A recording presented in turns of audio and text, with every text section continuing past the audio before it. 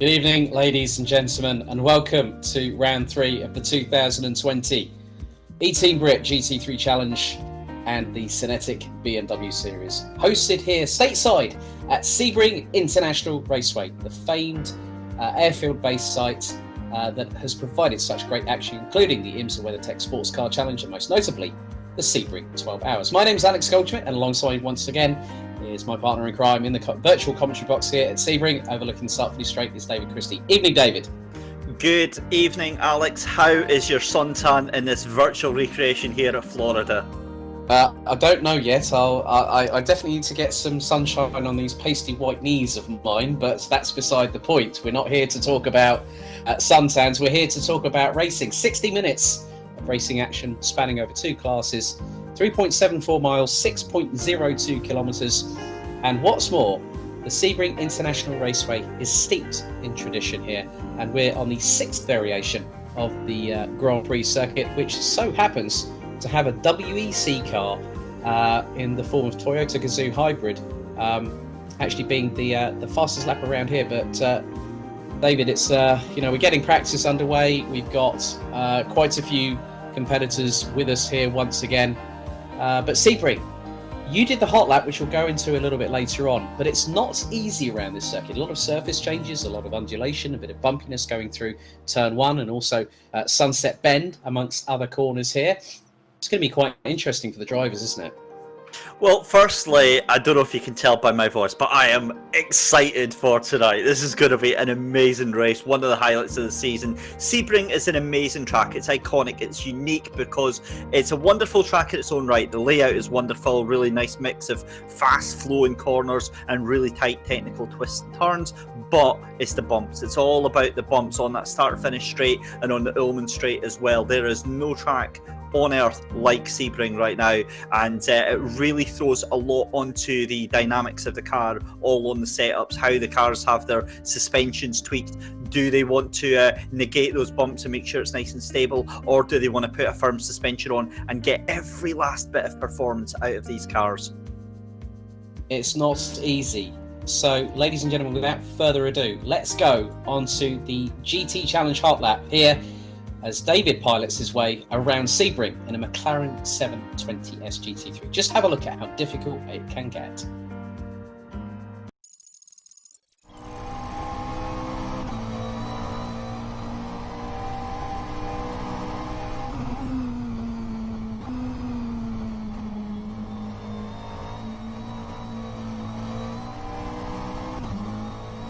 Go for it. So as you can see now, we're heading into turn 2, which basically has around about 4 different apexes. You're pushing anywhere between 100 to 120 kph. Before you power out of the corner, you're going to go up the gears, round through the right-hand sweeper here at Gurney Bend. You're going to exit it, as David is at the moment, around about 5th gear, close to 220 kph, before you slow towards the slowest part on the circuit, hairpin bend, 1st gear, 75 on the apex, coming through the corner, you power out of it, now onto the Fangio chicane, you're going to pull 3rd, now up to 4th, now even 5th gear, and as you're exiting it, and as you approach Cunningham corner, you're braking for around 220 down into 90 kph, 85 there actually on the speedo indicator. 2nd gear, come out of the corner, power through up to 3rd, through to Collier curve, and then it's another heavy braking zone down from 4th to 2nd through Tower Turn to the tight 90-degree right.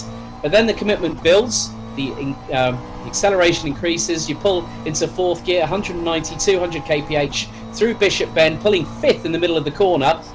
And this is where it gets really interesting because you're going to go towards Genderbeam Bend. You drop from 5th to 2nd from around 230 down to 125 kph through into the right, 90 right at Le Mans curve, 2nd gear, now 3rd, up into 4th gear, on down the Ullman straight, 200 kph, and this is where the highest top speeds will be recorded. So 5th, now we can hit the rev limiter, up into 6th gear, down to 252, down into what is turn 17, Sunset Bend, incredibly bumpy here, and you can just see by the amount of time that it's trying to get the rear end to step out, but across the start-finish line, and the lap time recorded is the 2 minutes 6.011 here at Sebring International.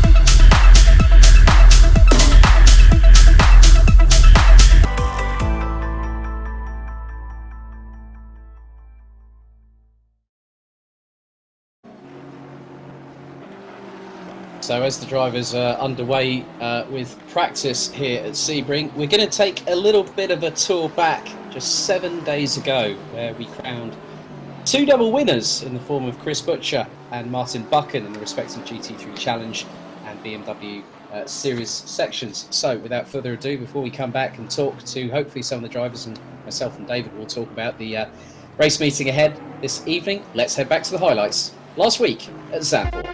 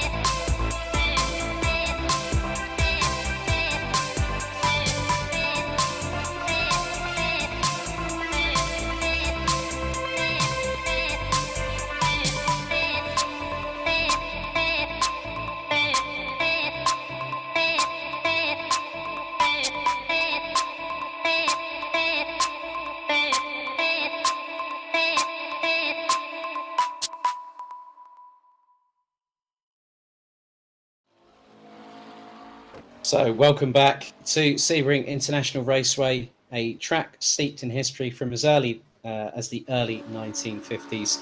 And we're in the latter throes of the practice session here at Sebring for round 3. There is a bit of breaking news we need to disclose with you. We were just scheduled to have the Circuito de Gaia, Macau, as our final round in this inaugural GT3 Challenge and SYNETIQ BMW Series. But the breaking news is, due to testing, we've actually found that we've got a bona fide replacement for it, and this is due to obviously the development of the series moving forward. We will be heading on our series finale to Dubai Autodrome, David, the home of the Creventic 24 Hours of Dubai. That in itself is a great place to hold our season finale, wouldn't you agree? Oh, absolutely. I mean, it's not as if it's a replacement. It's I would argue it's slightly better for my personal taste anyway. I've always been a big fan of the Dubai Autodrome, and yeah, I think the only thing from me is the fact that we're not going to get to see the chaos ensue at Macau, but instead we'll get to see some fantastic close racing instead. Very much the case, because one of the infamous corners where there is a consistent yellow flag, it is the Melco hairpin, and it's the famous one that both Stefano Camini and Sebastian Loeb have both power slided their way round in front-wheel drive touring cars. Now, if that's not an impressive feat, especially when one of them is the inaugural TCR International Series champion back in, I think it's 2016 or 2017, and then a 9-time WRC champion, not at all surprised. But yeah, I mean, Sebring, you know, we've got a really, really good track ahead of us, and I could just see by the way that Chris Butcher was going through turn 1 there, David, it's not even easy in such a car that is as settled as the BMW, as we have a virtual temperature of sunshine here at Sebring of 34 degrees Celsius, and it's going to be quite an interesting one over the next few moments as we see the track evolve before qualifying, which will take place over half an hour. Yeah, we're certainly seeing the GT3 BMWs starting to show their worth. Daniel Brewer and Chris Butcher up at the top of the field, first and third place there. With the SYNETIQ BMWs as well, Martin Buchan just slipping back into the lead of that little battle there for practice here. And the times are so consistent right now, just what's that, about 1/10 of a second between Martin Buchan and Christian Kelly, with the rest of the GT3 field actually spread out more than we've seen this season, about 4 seconds from 1st to 14th place. But again, we're seeing those little groups. Yeah, I'm seeing a good noticeable improvement from the Team Texaco pairing of Max Spooner and Freddie Hunt, who are running 12th and 13th in this session, and they're only within 20 thousandths of a second of each other in this practice session. So that's just showing that things are going very, very well. I've even had chats with some of the drivers. I've heard from Chris Butcher himself. He said, well, it might be a bit of a different tall order, and this is the guy that's won 2 races on the bounce, especially with the get out of jail free card that he had last time out at Zandvoort, where we had the restart, which our race director was well within his rights to do so, and it was within 5 minutes of the race starting. There we see Freddie Hunt getting a bit sideways, going through just past turn 2 and into the triple here at Sebring. But it's nice to see that resplendent Team Texaco livery out there with those iconic colours of not just Freddie, but also his late father James too. Yeah, and that's one thing that we've pointed out every week. I've made a big point of it every time I've been able to with Freddie, is the fact that we usually see him, right, he'll start off at the beginning of the session about 2, 3, 4 seconds off the pace, and he just improves. But tonight, you know, he's right up there. The fact that he's, I think he's got the potential to be in the top 10 for qualifying very, very easily. So this is going to be one of his strongest performances this season. Right, well, let's have a look at the entry list for round 3 here at Sebring. We have got a couple of people that will be returning with us next week. So without further ado, let's have a look at your GT3 BMW M2 CS entrance for Sebring. So here come the GT3. So we've got Daniel Hyde, Ross McGregor returning after the power outage from last week. So he looks to make a move towards the title assault. Ed Sibbald, Sandro Ballesteros, Joe Hollock and Bobby Trundley. That's your first 6 with 3 of them being McLarens, 2 Corvettes and an Aston, and then we have a whole host of cars. I've seen that Adam Karkaszewski from Luna Racing is not with us. I'm not too sure if he is here with us this evening, but if he does, he'll get a 5-place grid penalty for being a little bit late here. But then we've also got Daniel Brewer, Bradley Brockes, Daniel Handover, who's currently topping the timesheets by a mere fraction, 36 thousandths ahead of Matt Richards. Then we go on to the BMW, the SYNETIQ BMW entry list, and it is still the 5 amigos, as I'm going to call them now, all the way through to the end of the season. Ben Hetherington, who had a DNF last time out, Louis Stewart, who got DAF Driver of the Day, Christian Kelly, Martin Buchan, our points leader, and also Dave Martin from No Nonsense Racing.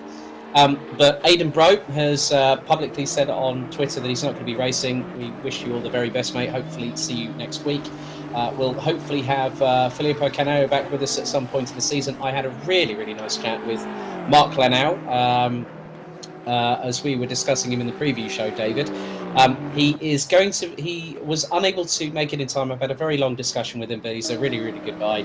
He's going to be back in the Radical, number 21, for Montreal, and what's more, he's confirmed to me on that call that he is back for the rest of the season. So good to have that, and hopefully he's looking to take part in future eTeam BRIT competitions, which may happen. As here we see Daniel Brewer, who had that DNF last time out, as that was a little bit of a lag there from Ben Hetherington going into turn 1, but Daniel Brewer is second.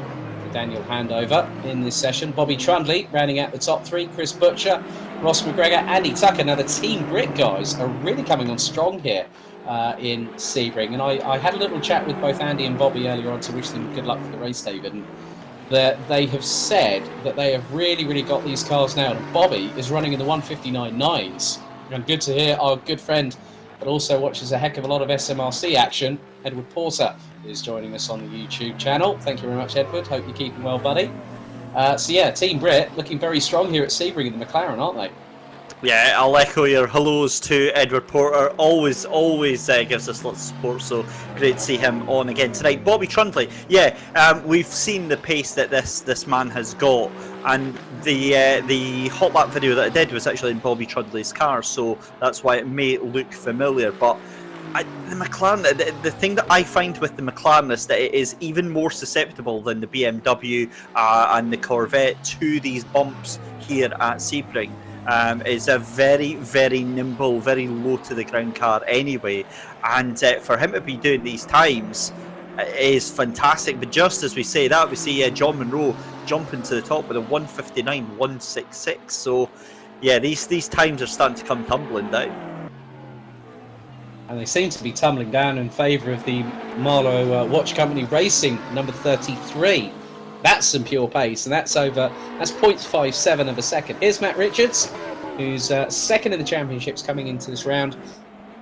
66 points, and is the sole Zansho SimSport driver, because obviously we were hoping that Daniel was going to join him as a teammate, Daniel Handover, who is currently second. So it's an Aston Martin 1-2, which is even more impressive around here at Sebring. So Matt Richards, second in the championship. Zansho SimSport 1, second in the team standings, which is currently being led by, in both categories, Chris Butcher and IMB Bul Racing on 71. So it is the top scoring car from each round. So there is a point for pole position, a point for fastest lap, but the fastest lap has to be recorded by a driver that has classified, so at least covered 75%, so 45 minutes of the race to do so. Here is our current hot stepper here in the Aston Martin, number 33, John Munro, just 22 years of age, recently got his degree in media and communications. He does a lot of racing in real life with TWP. He loves his Mazda MX-5s, as I've seen him in that quite a few times over the years. But also a very, very handy man behind the... he's effectively one of the Emanuele Pirros of this series, isn't he, David? It's I've said this before and I'll say it again, it's absolutely disgusting. Anything that man turns his hand to, he is blooming well amazing at it. Joking aside, yeah, we've said this, John is so talented behind the wheel, he's incredibly talented behind the microphone, he's just one of the nicest guys you could possibly meet, and yeah, it is awesome actually having him as a friend, because you're like, I'm personally very invested in his story, and I really want to see where his real life racing takes him, as well as his sim racing career, because that's something that he's only recently started taking seriously as well, investing in a new sim rig and getting some new setup with his brand new flat that he's got. And as we say that, Chris Butcher in the 65 IMB Bul Racing goes P1 in this session with just a handful of moments to go. He's been in a 1 minute 58.852. First one, sub 1 minute 59s, and that is 0.314 quicker than John Munro. So in just a short second, we'll go to a couple of videos before we head to qualification. So let's have a couple of videos. So we'll have a look at some hand controls, and obviously don't forget Simply Race, our friends who are providing our fantastic coverage. They reopen their doors at 12 p.m. tomorrow on July the 4th. Don't forget, head to their official social media channels to find out how you can get a 20% discount when they start opening up their doors from tomorrow at 12. So let's head to a couple of videos before we get qualifying for half an hour underway here at Sebring.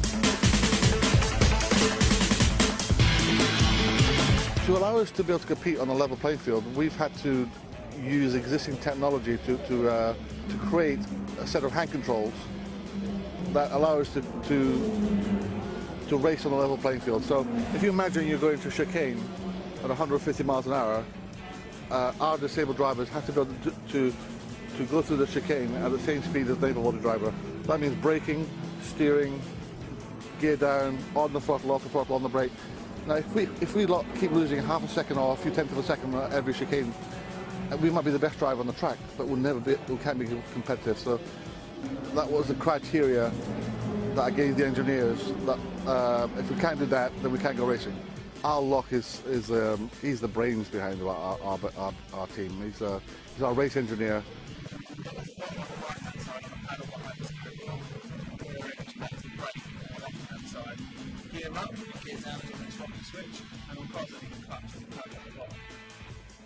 I tell him what I want and how I want it. He says it's not possible, and I know it's possible because I believe in Al.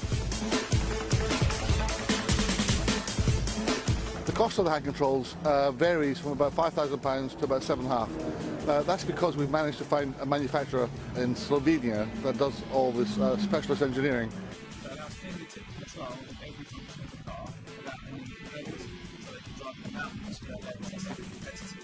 None of this would be possible without Al's British engineering. The main thing that inspires me to keep going with Team BRIT is the quest for constant improvement. You know, we've developed a set of hand controls, and we're not a team that's going to rest on their laurels. We're constantly pushing for better and faster developments.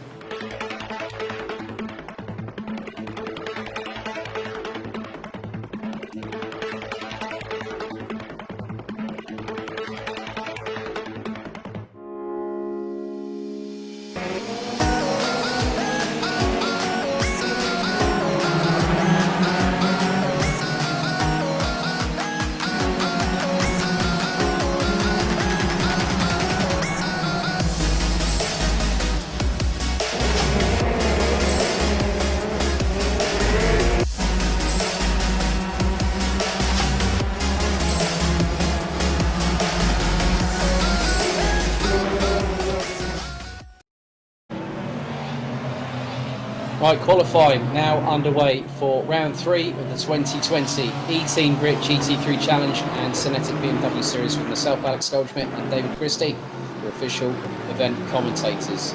Now, David, we're already seeing that people are trying to test the limits of adhesion here at Sebring, most notably Andy Tucker, who was in the top 6. But this is where we're going to see where the track's going to evolve initially, but the drivers are on cold tyres, they're going to have to warm them up. It's not going to be easy with how abrasive the track can be here at Sebring.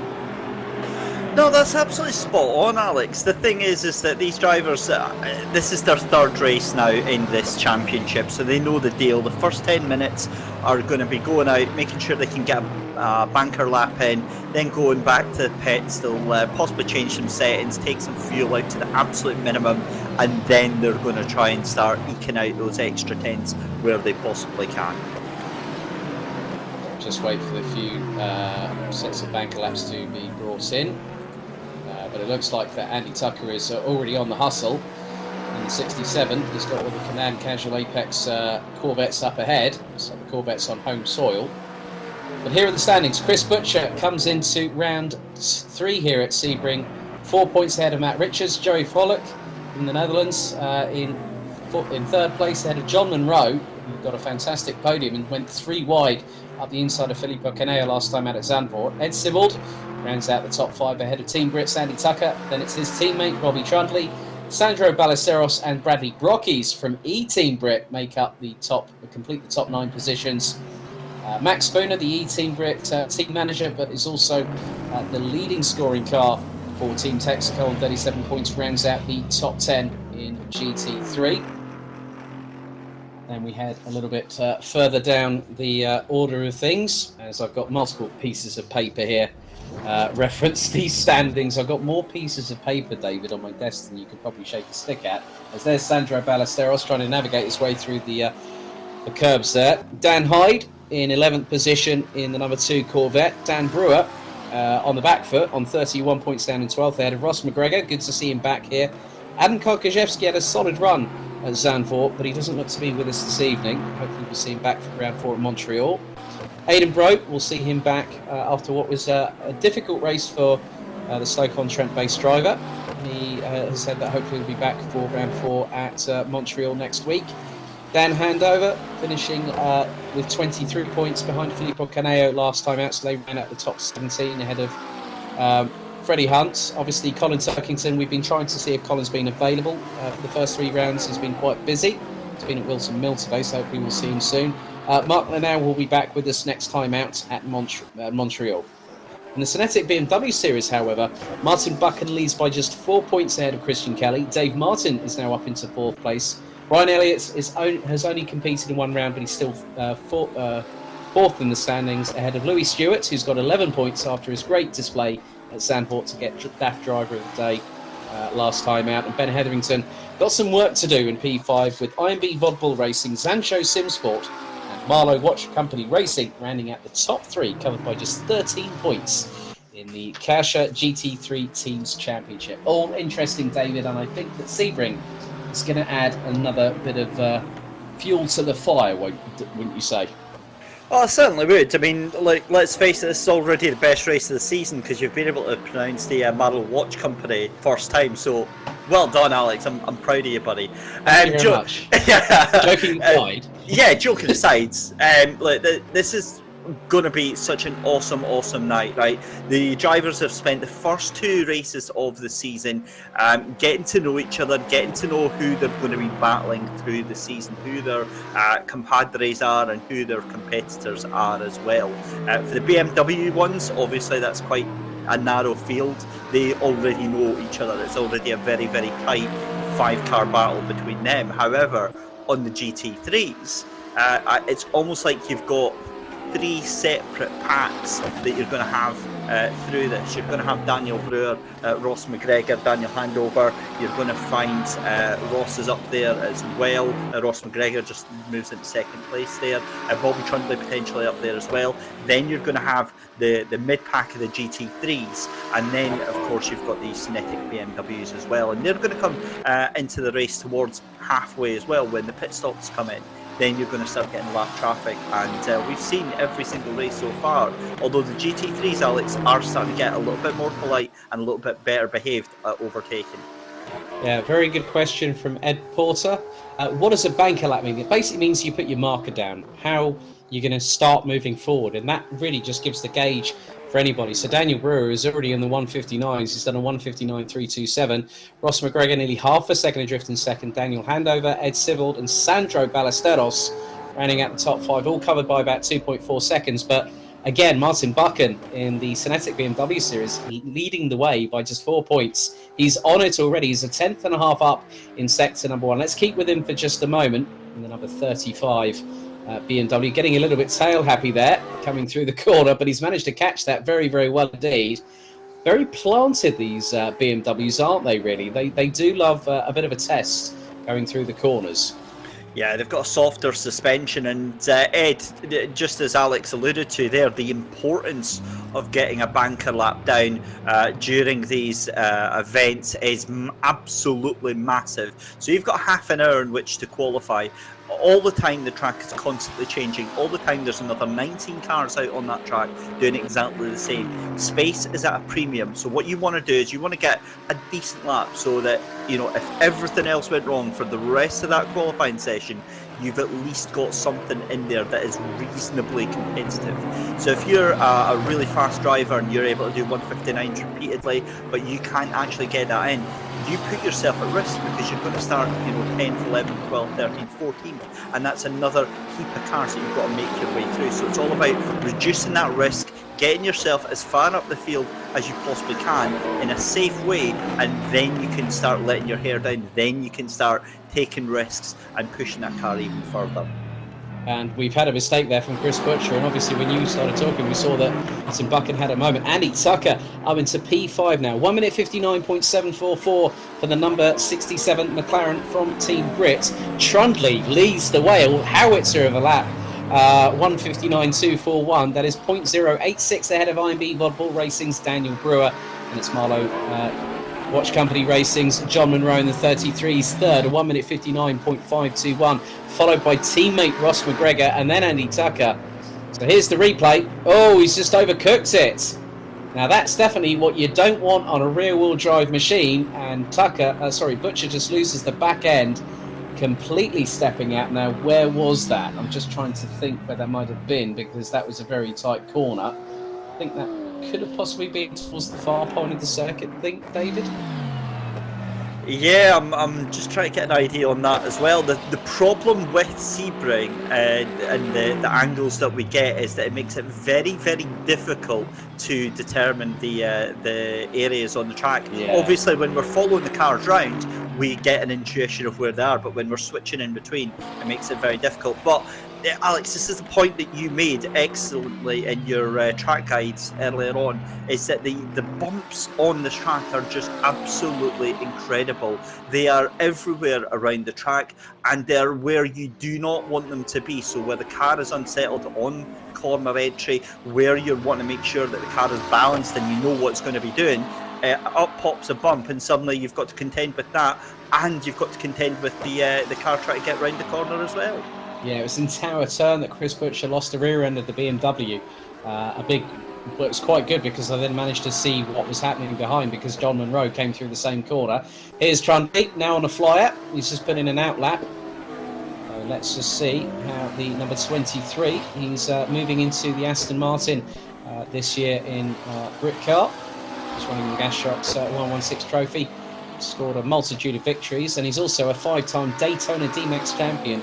And I first got to meet Bobby back in 2017. Him, his mum, his dad, really, really lovely people to know. And already, now Daniel Handover, 9th last time out at Zandvoort, already up in Sector 1. And now he goes through Tower Turn. That's very well negotiated by the 43 Zansho SimSport 2 Aston Martin Vantage GT3.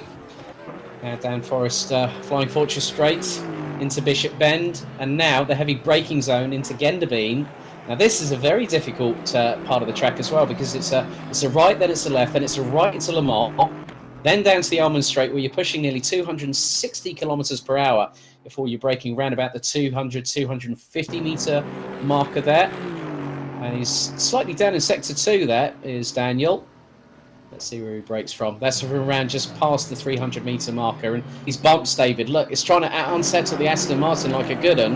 And the right rear was definitely off the ground at least a couple of times by my estimation there as he came through Sunset Bend. Cracking lap though, 1:59.425 for Daniel Handover. And yeah, look, Sunset Bend is a difficult enough corner because it doubles back on itself. So you're never sure where your braking point is, where your turn point is, because it always changes as the track develops, as your tyres degrade. So that, I would argue, is one of the most difficult corners you will find a lot of drama happening through that. Same with turn 2. That little section that's so unintuitively called turn 2, it actually ends up being 3 corners. Again, it's so easy to run wide there, and if you do run wide, traction on the grass with these cars is next to nothing, so look for some action there. Right, Bobby Trundley has gone even quicker. Absolutely brilliant lap from the number 23. He's just done a 1:59.017, and that is on his 7th lap of qualifying, and that is over 2.5 tenths of a second. It's McLaren leading from Aston Martin with John Munro in the number 33 in second. So it's been pretty good, and I'm just keeping an eye on what is happening as well. But I just think that, I mean, it's just going to be changing all the time, isn't it? Yeah, absolutely is, and there's nothing really that we can gain too much information from this first 15 minutes. It's all going to come down to those final 10 minutes, and this is where you've seen those first 10 drivers. That's their banker lap, that 1:58, 1:59. In the event of Chris Butcher, we're now getting into marginal gains here. I think he's maybe got 2 tenths, 3 tenths at most that he can get out of this. Yeah, and Butcher has gone quickest, a 1:58.993. And it's very difficult trying to come out of the final corner, out of Sunset Bend, because you can just see how close these cars are from brushing the wall. Here's Louis Stewart in the number 13 green machine. So he's on an outlap at the moment, and he's being followed by one of the Marlowe Watch Company Racing Aston Martins. Looks like, I think that's Christian Kelly. Not too far behind. So Louis on an outlap. He's going to start to see if he can improve on his 2:16.235. So he's got just under 2 seconds to find on Martin Buchan, who is on provisional pole at the moment. Buchan is on a 2:14.340. So Butcher is just 24 thousandths ahead of Trundley in the battle for pole position. Pole position will net in both classes an additional point at this particular moment, but can Bobby Trundley make it a maiden pole here in the GT3 challenge, and will Christian Kelly have an answer for Martin Buchan, because Christian is around about close to 1.3 seconds. Yellow in sector 3 as Louis Stewart has a bit of a moment hitting the curb, but his performance last week saw him get over 36% of the votes. Don't forget, you can vote for the DAF Driver of the Day, which means that it is a public vote only, and you have to email eTeam BRIT at teambrit.co.uk from the minute we hit 30 minutes to go in the race, and then we close the voting from with 5 minutes to go until the checkered flag. So Louis a little bit down on sector number 1, 1.1 seconds off. So pretty interesting how things will proceed over the coming 15.5 minutes here in qualifying. But David, just at the moment, I think you said marginal gains. Bobby Trundley is just really putting down the hammer, and he's trying to get closer and closer, but he's waiting now because we've got half of this 30-minute session to go. As Ben Hetherington is out round Sunset Bend. We've got a yellow. Oh, Matt Richards pops out of nowhere. Fourth lap in, 1:58.740. Crikey. We hadn't really spoken much about Matt, had we? So no. Yeah, that'll teach us. But Matt Richards has been consistently up at the top of the timing screens earlier on. Of course, second in the championship. So yeah, more fool us for not keeping an eye on for that. But that certainly lights things up with 14 minutes left to go in the session, and I think it's going to be on to Chris Buchan now to get that place back, especially if he wants to hold on to that 5-point lead for the race. Exactly, because the fastest lap of the race will be, as I said earlier on in the broadcast, a pole position per round gets a fastest lap. And at the moment, for the Texaco fastest lap award at the moment. Yeah, so again, Matt Richards, look at that, David. He's pushing 0.222 in Sector 1. Matt Richards is absolutely grabbing the Sebring Bull by the horns and holding on for dear life as he now goes through Bishop Bend. He's down by literally a fraction in Sector 2. Yellow in Sector 1, but Matt Richards, if he hustles this way, goes off track. He was pushing too hard there, was Matt Richards, and instantly hits the escape button to go back. But here's an outlap for Chris Buchan. Now crosses the start-finish line. He's got to try and beat a 1 minute 58.740. This is what we are waiting for in terms of qualifying, because over the next 13.5 minutes, the track will rubber in. Oh, Butcher goes off big time. So you can just see that the two championship protagonists are really, really coming under pressure, because they've got the likes of Bobby Trunby, John Monroe, Daniel Handover, Daniel Brewer, Ross McGregor, Andy Tucker, Joe Frolick, and even Ed Sybil. That's the top 10 at the moment, and they are covered by just under 2.7 seconds. Freddie Hunt is yet to set a respective qualifying lap time. I think he's just been waiting until the track has evolved, David, to get that opportunity to move up the order.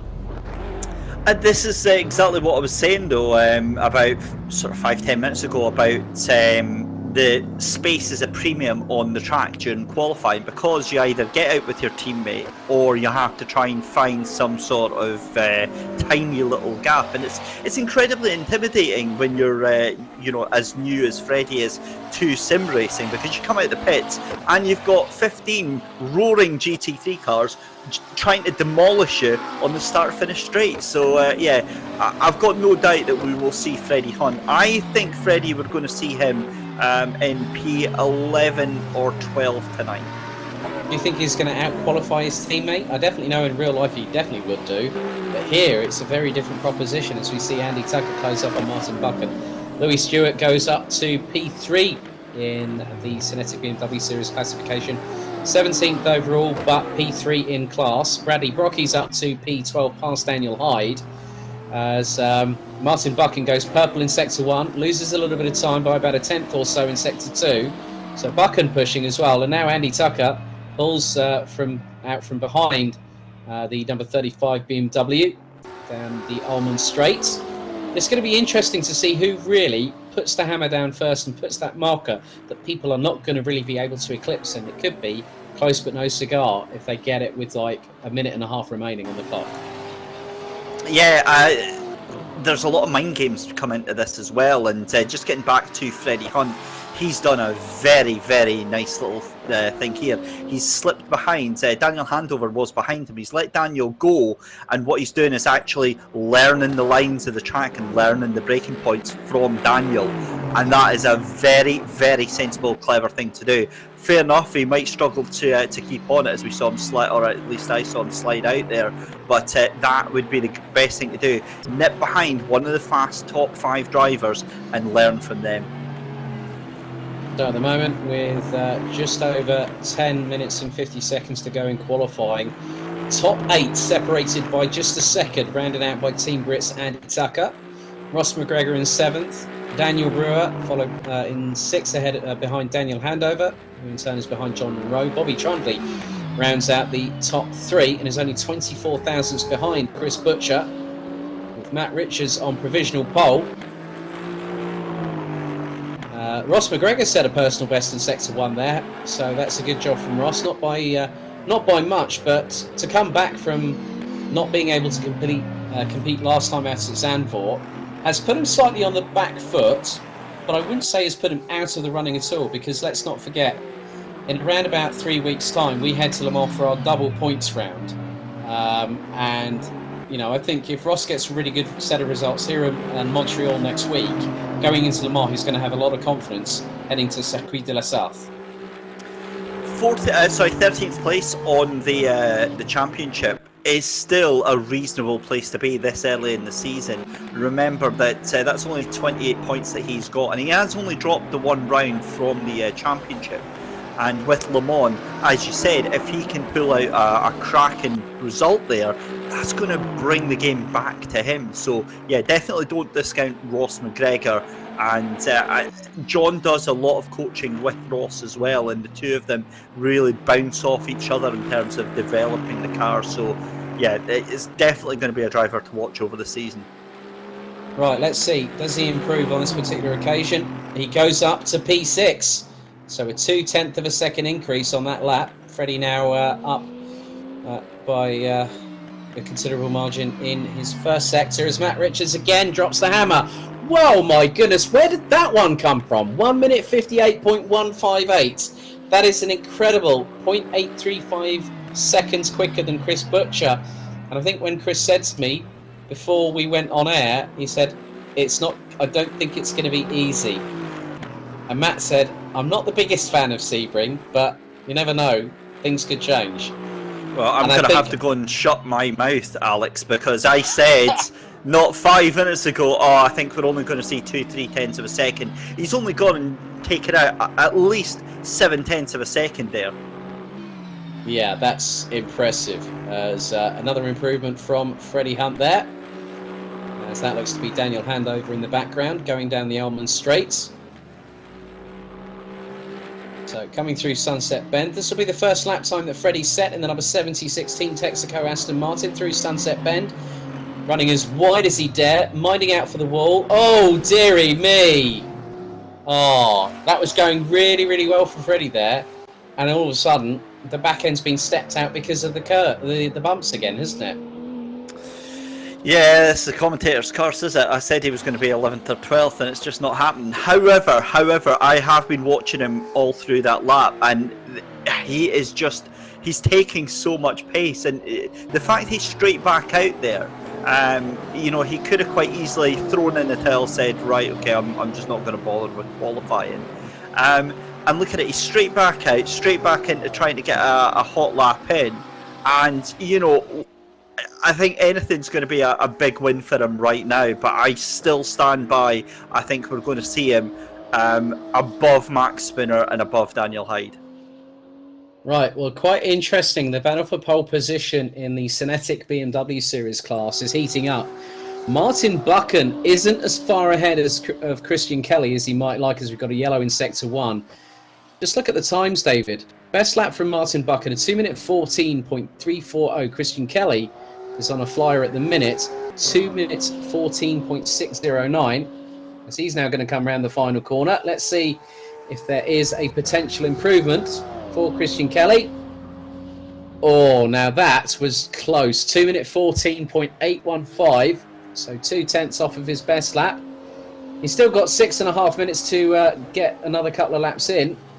So hopefully the track will come to him over this next duration. But that's been an interesting battle that's really been intensifying. We saw at Donington Park that Martin was running away with it, but then Christian puts it on pole for Zandvoort and then keeps Martin guessing. Here's Chris Butcher crossing the start-finish line to start another flying lap with just over 6 minutes remaining. But the SYNETIQ BMW Series is really heating up, and I'm looking forward to seeing if Louis Stewart's going to have a run maybe at a possible podium this time around at Sebring. He could do it, you never know.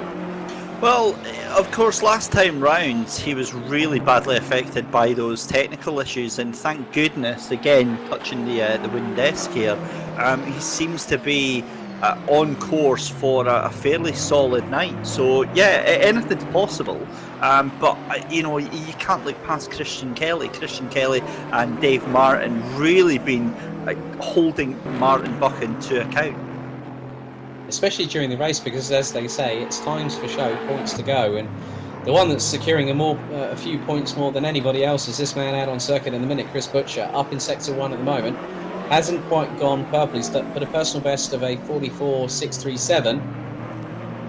Yellow in Sector 1 with around 5 minutes to go. Let's see if Butcher actually improves on Sector 2, because it's not always about the fact that you can if you put the purple sectors in sector 1 and 2 and lose a bit of time in sector 3, it doesn't always work like that, because you can have a really good first sector, improve on that. He's up again on sector 2. And who's not to say that he could really... Now, here's a replay. Now, this is one of the CHICANE Casual Apex Corvettes going through turn 1.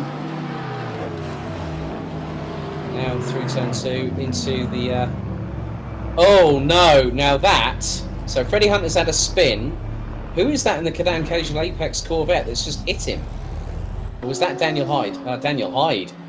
So Hyde was unsighted there as Butcher looking to complete his lap here. Tightly in the apex he goes, round through the final corner.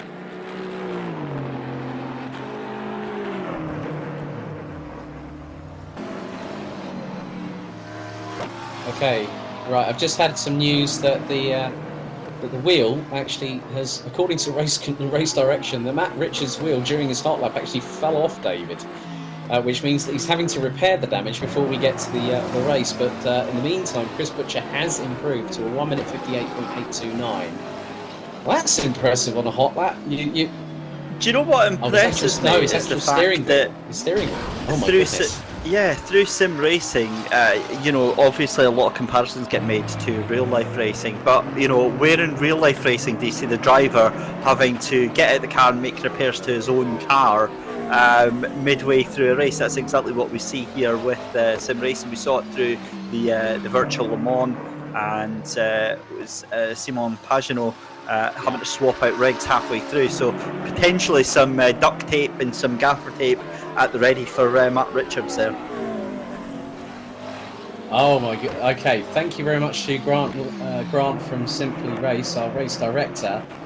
I've just seen that the right-hand side paddle has actually fallen off the actual steering wheel. Oh my goodness. That is not good at all. That is not good at all. It's fine, it'll T-cut out other buffing compounds that are available. Just a bit of gaffer tape will do fine there. 2 minutes and 43 to go in the session here, as provisionally at the moment Matt Richards is still on provisional pole position for the GT3s. And at the moment, it is Christian Kelly. He has done it. He's snuck that one under our noses there, David. A 2 minute 14.223. That is just over 0.12 of a second ahead of Martin Buchan. Chris Butcher wrestling the back end of the IMB Bul Racing BMW M6. And he's going to cross the start-finish line again. Let's see if there's any improvement. He goes quicker still, I think, did he? Oh no, he escaped. Yeah, well, effectively, that was the faster lap. A 1 minute 58.829. Ed Sibbald is on an outlap, so he's running on a 2 minute 1.148. 10th position at the moment. So just under 2 minutes to go. We've got Matt Richards, Chris Butcher, Bobby Trundley, John Monroe, and Daniel Handover separated by, or covered by just 1.1 seconds. Then it's a further 18 thousandths back to Andy Tucker. Ross McGregor a further 2,500 thousandths back to him, and then Daniel Brewer a further 9 1,000ths down in 8th place. That's incredibly close between 6th and 8th. That is, I'm just going to do some quick mental calculations. That is basically 0.042 of a second between 6th and 8th position. That's how close qualifying can be, and those three have clearly shown caution to the wind here in Sebring. So at the moment, well, there is Freddie Hunt trying to get past Dave Martin. Yeah, he just makes it happen. He is desperately trying to get through. He will get another lap. I think this one won't count. This was his penultimate hot lap, and I think he just went wide at turn 8. So, but I don't know if it was enough to invalidate the lap. But certainly, this is going to be his final lap coming up. So, talking about putting it right down to the wire. Another man with one lap left to go is going to be Martin Buchan. Very much the case, as Martin Buchan has just put in a 2 minute 16.171. Right, so Freddie has now registered a lap that's a 2 minute 5.060. So at least the main thing, he's qualified with his teammate Max Spooner. And that was with heavy traffic as well, Alex. The BMW, and he had a Corvette as well in his way. Yeah, so Daniel Brewer now up into P4 as a result of that. 0.905 off of Matt Richards. Oh, so let's have a look, shall we? As that is the picture, ladies and gentlemen.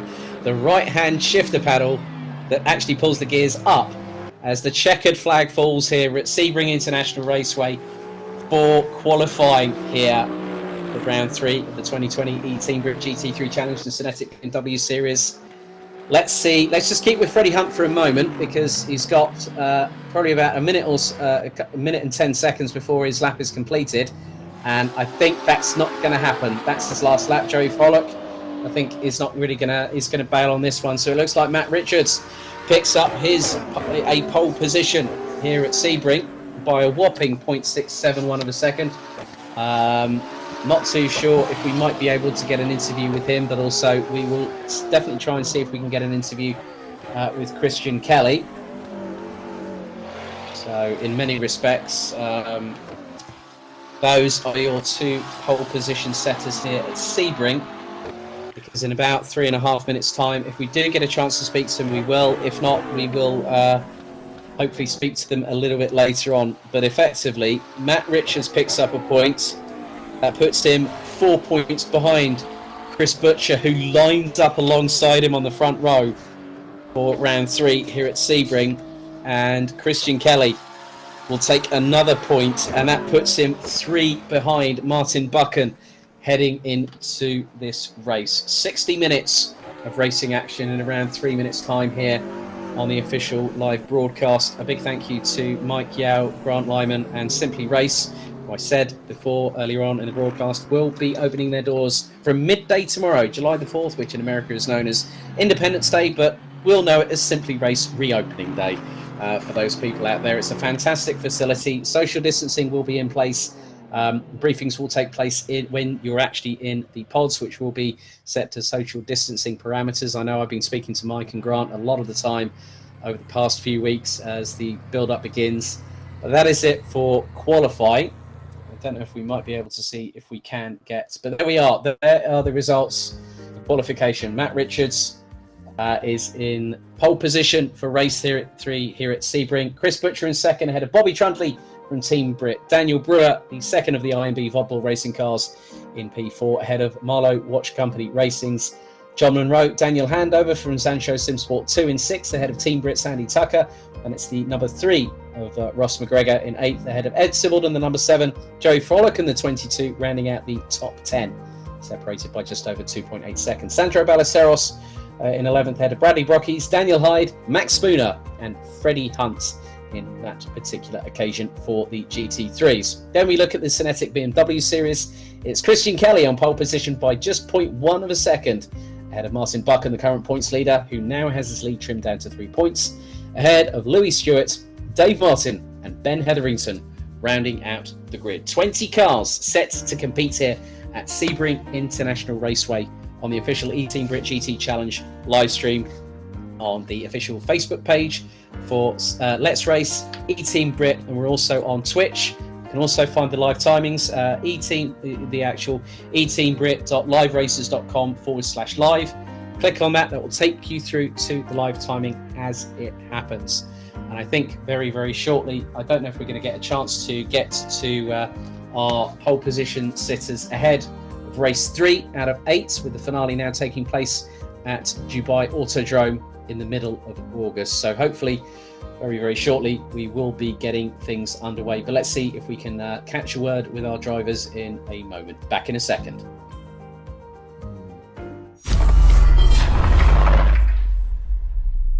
Okay, I'm just going to see if I can pop in.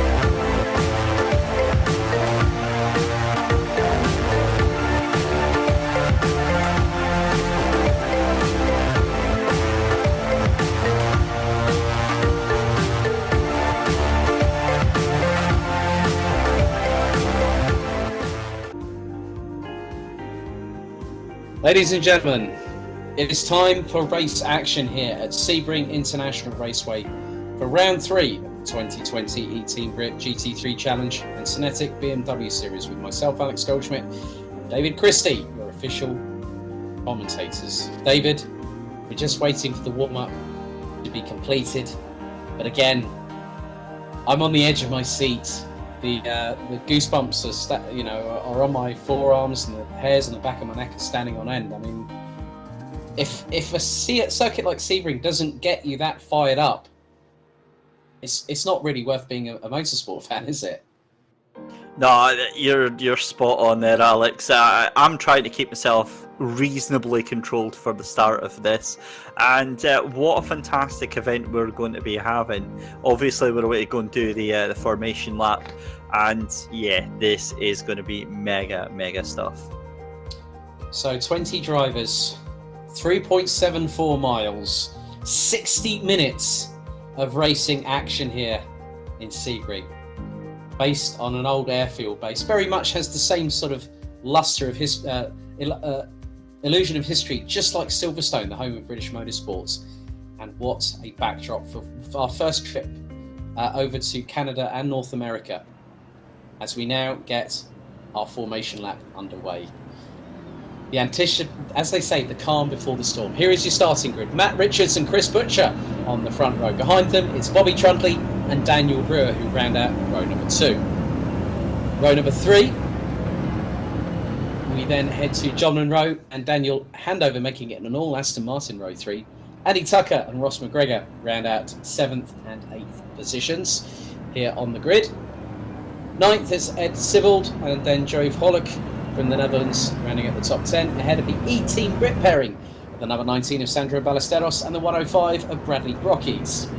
Daniel Hyde, Max Spooner and Freddie Hunt complete the 15-strong grid for the GT3 Challenge. And then we take a look at the SYNETIQ BMW Series lineup. Christian Kelly takes a second pole position in a row, ahead of Martin Buchan, points leader by just a mere 3 points of qualifying. Louis Stewart, Dave Martin and Ben Hetherington are your drivers that complete the 20-strong grid here in Sebring. And sunshine down aplenty. We are going to have one fantastic race here, as it will be a manual rolling start. And when the drivers are told it's green, green, green, we will be racing for 30 minutes, 60 minutes here at Sebring. And the pit stop open window starts with 20 minutes on the timer elapsed and then closes with 20 minutes to go. And then the DAF driver of the day will have its voting banks opened for 25 minutes until 5 minutes before the checkered flag. David, I think we'd like to... Oh, now we've had one of the Cadan Casual Apexes having a bit of a moment there, so I'm wondering whether that might have been Dan Hyde. But we're both like children in a sweet shop at the moment. This wonderful amount of horsepower, virtually speaking, here at Sebring, it's so palpable. The anticipation is just bearing, and as they say, calm before the storm. We can't wait to get racing. Oh man, I'm just so happy. It was Edward Sibbald was the I was waiting to say the convertible, whereas the Corvette that was having the problems there just dropped back behind the SYNETIQ BMWs, but has been allowed by race control to make his way round. And I think actually Daniel Handover has retired from the race already. I'm not sure what on earth has happened from that, so he's thrown in the ghost, because we've got literally his ghost making his way around just now.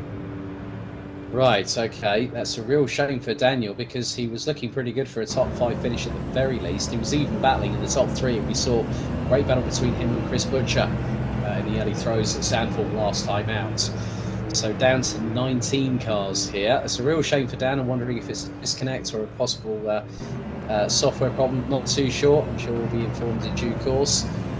But here in the Florida sunshine, the cars start lining up in 2x2 rolling start formation, as both Messrs Richards and Buchan controlling the pace down the very lengthy Almond Straight, where we will see speeds reach in excess of 255 kilometers per hour. But I think with regards to rolling start, there are a few that from about the top 7 onwards, They are starting to straggle a little bit. Everyone's going to have to start getting into formation just before they head into Sunset Bend here. Right, ladies and gentlemen, let's see if we go, as they say here in the US, whenever the race engineer gives the signal, if it's green, green, green. Richards on pole, Butcher alongside, Brewer and Trundley round out the top 4 positions. We come through into what could be a fantastic race. 15 on the clock before we have go time here in the US of A. Ladies and gentlemen, hold on to your hats. It's ready. It's time. Are we? We look to be off and away. It's green, green, green, and it's nearly 3 abreast heading into turn 1. Trundley looks to go towards the inside of Richards. Richards towards the inside, Butcher to the outside. Brewer is also there too. As we go into turn 1, Brewer runs wide. Absolutely brilliant start from Bobby Trundley, and he's already up into P3. And they filter their way through. Absolutely brilliant. No, Brewer's been turned around there. Yellow in sector 1, so that is, I think it's Daniel Brewer that's been turned around there. So Richards gets the jump, and Butcher gets away. Trundley not letting them out of his crosshairs there. So Brewer, as Butcher sends it up the inside of Richards, the pair slightly touched there. Brewer actually spun on his own there, to be going through turn 2, but Matt Richards already putting the hammer down, and he's put the fastest first sector in. But Bobby Trundley, David isn't really kept letting Chris Butcher get away, and I think with the pace in that McLaren, if Richards can put a howitzer on pole, Trundley, I think, is going to have the edge in the race. Trundley makes the move up in towards second place. They're side by side, but Trundley backs out of it. But also, while we've been busy with that, have a look at Freddie Hunt, 11th place already, and he's hunting down P10 of Daniel Hyde. Max Spooner up into P9 already, so already Daniel Brewer is in the middle. He's the meat in the double-decker sandwich that is the SYNETIQ BMW Series. He's got past Martin Buchan. Christian Kelly is leading the SYNETIQ BMW Series as Trundley gets a bit of a tank slap, and so does John Munro. Andy Tucker makes it 2 Team BRIT cars in the top 5 already, and they're all covered by less than 2 seconds, heading down the Almond Straight as we head into Sunset Bend for the first time. Trundley going for the move on Butcher. Has to really sort of back away out of that one. But he closes up. He's taking a tighter apex coming through Sunset Bend. But here comes Andy Tucker on the back bumper of John Munro. In the slipstream is the number 67 McLaren 720S GT3 heading into the left-hander. Trundley goes for the move again on Butcher. Thinks it's better to fight another day as Richards puts in the fastest lap of the race, 2 minute 4.418. And already Brewer back up into P14. He's closing on Sandro Ballesteros, but he's got an absolute mountain to climb as Daniel Brewer, as Christian Kelly and Martin Buchan are at each other's throats for P1. Buchan to the outside, Kelly to the inside through turn 1. And again, we're seeing a repeat of what happens at Zandvoort between these two. What a brilliant start to the race, and we're already just 2 to 3 minutes into this race, and a huge accident up in front there. That was Andy Tucker that was involved in that one, and Max Spooner colliding. Andy Tucker sent into the air, and he is out with suspension damage, Alex. Oh, if we can get a replay, I'd like to have a look at that one. That's a real shame. So Andy Tucker out. Andy Tucker firmly placing the blame on Max Spooner on that one in the chat there. So that'll be very interesting to see how that one actually panned out, Alex.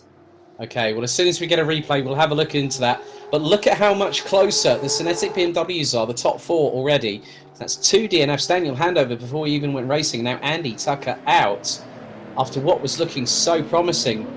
Because he was running in P5 behind John Munro and he was looking to go out the inside. Here's the replay. So Andy's possibly had a moment. Here's Max around the outside. Oh, clatters into him, turns in. That was not Andy Tucker's fault. Not Andy Tucker's fault. Heavy into the barriers. And that McLaren is written off. He's out. And Max Spooner is definitely, I think, going to be on the receiving end of race control on that one. I'll wait to hear what the decision is. But I'm sure, if I'm not very much mistaken, a protest will go in about that. Because Andy Tucker was second in the running for the Texaco, for the Simply Race Most Sens Award, which is being led Oh by... no, there's more drama behind. Freddie Hunt loses it on the exit of Sunset Bend, collides with Sandro Ballesteros there and takes him down, and that looks to put Freddie Hunt down into 13th place there. Sorry, Alex. No, that's fine. Okay, right. We've got another replay here. It's closing, and that's a big rate of speed there. He's gone up towards the inside. Now, that's a tough one to call. A tough one to call, because the thing is, it's one of what is you know, the amount of speed that Freddie Hunt had on that, and that was quite a considerable amount of speed. Sandro might not even... Right, okay, so that is... right, okay, 5-second stop-go penalty has been awarded by Race Control to Max Spooner for that incident, but I think that could be looked at a bit more firmly through something else. But yeah, I think with the incident between Freddie and Sandro, I'll wait to hear what Race Control decides. But here, in the meantime, as a result of this, Daniel Brewer is starting to profit quite considerably as a result of those two accidents just there. And effectively, that was one member of Team BRIT being involved with one member of Team Texaco, and then the other one being involved with a member of eTeam BRIT. Okay, so yeah, it's just yeah. So yeah, that was a different replay of the Spooner Tucker incident. So I think we've got one coming up between Freddie Hunt and Sandro Ballesteros. Here it is. So Sandro's to the inside, Freddie's around the outside of it, and he's hit the wall. Right, okay. So Freddie's lost that all on his own. He's gone really, really wide into the corner. Sandro's kept the tight apex. And we said about the fact that with that wall on Sunset Bend, David, that can really, really put the, you know, put a spanner in the works, if you will, and it took Sandro off of the racing line. But then Freddie, as a result, lost the car, I think, early in Sunset Bend, and it just forced the car wide. And he had nothing, you know, he was then a passenger from then on. Yeah, that's absolutely what happened. He was fighting to keep the two McLarens behind him. One dived up the inside, he missed his braking marker and just took too much speed into Sunset Bend there. So yeah, hard lines for Freddie, but it is what it is. Meanwhile, I'm just watching here as I see John Munro right onto the back of the tail now of Bobby Trundley. So Matt Richards now with about a second of a gap over Chris Butcher for second place, but Bobby Trundley is kind of to-ing and fro-ing between second place and the battle for fourth place as well. Now he's right back onto the boot lid of Chris Butcher. Let's not forget that Bobby Trundley had to race his way back down through the M25 last week and still finished a couple of places behind teammate Andy Tucker. So Bobby effectively is the only car that's going to score for Team BRIT on this particular occasion, because as per the regulations, the leading car that finishes the race is the one that scores points towards the team's championship. But this puts a dent for Andy Tucker, and I'm really, really sorry. I was really sad to see that, because you know, he was looking really racy. So obviously he's tried to move on John Munro, not too sure on that front, but he might have just lost a few positions as a result of it, because if you get it wrong here at Sebring, you can get it very wrong, as we've seen a couple of times now. And it goes wrong so quickly and so unexpectedly, Alex. But I'm really, really impressed with his battle up front with the 4 cars within 3 seconds of each other. I think John Munro just dropping back a little bit on that last lap by about half a second there. But yeah, Bobby Trundley really throwing everything in the kitchen sink to try and catch up and stay with Chris Butcher. Yeah, very much the case. But good to see that Louis Stewart, yeah, trying to keep in touch with Dave Martin. And Louis really coming up trumps here, having a good turn of pace. He's about 1.5 seconds behind Dave Martin at the moment for the battle for P3, which would be the final step on the rostrum. And considering he was the guy that got the unanimous vote of driver of the day, here we are with the left door cam, Bobby Trundley, and the number 23 McLaren 720S GT3. 2.3 seconds behind our current leader, and he's giving chase and he's keeping them very, very honest indeed. We then got John Munro a further 1.3 seconds back, and then it's Amalo Watch Company Racing 4-5 at the moment, with Ross McGregor only around about 1.5 seconds off of his teammate. That's great performance from both the Aston Martins from Marlow. Certainly is. Max Spooner is just exited the pit lane, having completed his stop-go penalty, so he holds on to 12th place, and that puts him almost last of the GT3s, just in front of Freddie Hunt. So at the moment, a 1.8 second lead between Matt Richards and Chris Buchan here at Sebring, with just over 50 minutes to go in this what's been, I think, the most dramatic 10 minutes of an opening 10 opening minutes of a race out of the 3 that we've had so far, with Montreal up next week, then a 2-week break before we head to Le Mans, and then Adria will be round 6, Fuji Speedway round 7, and then Dubai Autodrome is now newly confirmed as our round 8 finale. So what a heck of a calendar we've got, as we see Martin Buchan still trying. Now, this is what I really wanted to see. Christian Kelly, who drives the BMW M2 competition in real life. Really, he's started to come on strong now. Pole position in this at the moment, and he's leading Martin Buchan quite convincingly, as Trundley is closing. Look, he's taken another 2/10 out of Butcher on that last lap. He's 0.6 away. Trundley is on fire at the moment for Team Brit. 2 of them went very, very wide into turn 2, away onto the grass and the dirt, and managed to pull it on, and Trundley really got the better of him there. That's where he's found all that time so far. It's whether or not he can actually make that count for him. Yeah, very true there, David. So 49 minutes still to go on the clock. Trundley is less than 3 seconds off of the leader, as Butcher looks to be a bit more unsettled through the twisty stuff there, but that McLaren seems really, really planted. I mean, when I spoke with Andy Tucker and Bobby Trundley, they were working on different camber settings, helping the car to have less understeer, and that car just seems really, really settled. But the thing is that I'm also noticing is that Matt Richards is pulling away, and he's got a gap of over 2.6 seconds from Chris Butcher. And Chris was right. The BMW wasn't probably going to be their best track, as here is Trundley all over the back of the 65. Not easy. He's going to have a really good run. 0.3 behind, down the Almond Straight. Alex, from watching Butcher and the way he's driving that car, I strongly believe he's overdriving the car right now because of the pressure that Trundley's putting on him. He's putting too much pressure into the tyres. It's overheating the tyres, and that's why it's starting to slip slide, and it's going to be a very vicious circle for him. I think if this pressure keeps going on, Trundley's going to be past him in the next 2 laps. I don't think it's even going to be that, David, because he's 10th behind. He's going towards turn 1. Trundley's got the inside line. He's got the position.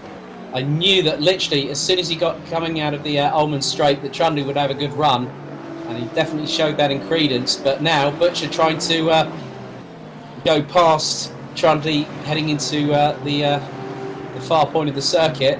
Really interesting dynamic as Buchan and Kelly battling tooth and nail over the lead of the SYNETIQ BMW Series class. Buchan gets a bit tail happy there going through the corner, and Kelly managing to get away ever so slightly. Yeah, fantastic battle going on further down the field for the SYNETIQ BMWs, and just back with that battle for 2nd, 3rd and 4th. John Munro now brought well and truly into this battle, and he will be laughing himself silly because this is all working its way towards him. Matt Richards has lit the candle. He's gone right now. That's 3.8 seconds. That's the best part of 4 seconds right now, but John Munro has a good chance. Again, a very solid podium finish right now. Yeah, he took P3 last time out at Zandvoort, and that Aston is cornering on the limit of adhesion, but it's looking a lot more planted. As you said, the BMW is struggling here in Sebring, and in terms of the cars themselves, Munro and McGregor were running in the 159s in practice before we actually had the live broadcast happen. So Munro looking very, very racy, and I think if he gets a runner-up spot, that's really going to put him in the championship fight, and also help Marlow Watch Company Racing get a bit further forward in terms of the team's championship. Because when you look at Joe Pollock, he's the only guy from Drillers Esports. He's the only one from that team that can run in a McLaren. If someone else from that team wants to join, they have to go into another vehicle, because we have the full capacity of Aston Martins, we have the full capacity of McLaren 720s. And we're close. I think we've got one more BMW available. So if you do want to take part, email us at eTeamBRIT@teambrit.co.uk. Entries are open until Wednesday next week for our 4th round at Montreal before we hit the halfway points, and it'll be £10 a round for Le Mans, Adria, Fuji and Dubai. So if you've got rFactor 2, if you haven't taken part in the got yourself all the DLC content, please email us. We'll give you all the information you need to know. You want to run with a custom livery, you have to make sure that payment for each round is sorted before Wednesday evening, and then we can add you to the entry list, because the more of you we see on the grid, the more action we're going to have. Wouldn't you agree, David? Well, yes and no, because I'm so sorely tempted to abandon you for 1 week, Alex, and go and join this race myself. It has been so much fun to be on the outside looking in and commentating on, but absolutely, if you do have the chance, then get yourself onto it. Right, now Freddie Hunt has just come into the pits.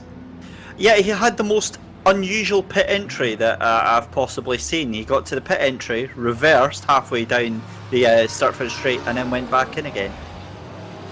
Right, now is that for damage, or is that for any? I haven't heard anything about a potential stop-go, or that could be from damage. I think from Sandro Ballesteros' incident. It could be, but remember as well, the track limits are also enforced by the game, so it could be a stop-go penalty given out by the game itself. So now, with just under 45 minutes to go here at Sebring International Raceway, Bobby Trundley is trying to close in on the current leader, the number 44 from Zansho SimSport, Matt Richards, who has been competing in the multitude of championships.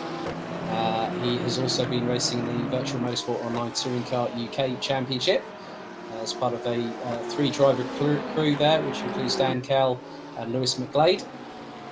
So Matt, very, very well accredited in his own right as a sim racer. But Bobby Trundley, I must be completely honest here, David, is not letting the other McLaren out of his sights, and he's dropping Butcher by, that's now a second gap. Monroe isn't too far behind the 65 BMW.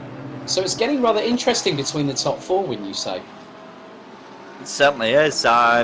Just from watching the pace that John Monroe's got, it's a very consistent, very solid pace that he's got right now. That car able to take much more speed round the corners and, more importantly, through the exits. So you've got to say it's only going to be a matter of time, surely, that John Monroe takes that place from Chris Butcher. But having a look up at Bobby Trundley, I think the damage is done. I think that Matt Richards is, at the moment, safely away there. Now, that is at the moment, because remember, we've got traffic to contend with as well here. Yeah, they're running consistently on the same lap times. A 2:06.683 for Richards on the last lap. Trundley a 2:06.602. So they're running quite literally on the same lap times. Chris Butcher is about half a second off of the pair of them. John Monroe, I mean, let's not forget they're also fighting their way through traffic. So there's Daniel Brewer. He's now up into 7th position, and he's 4.8 seconds behind Joe.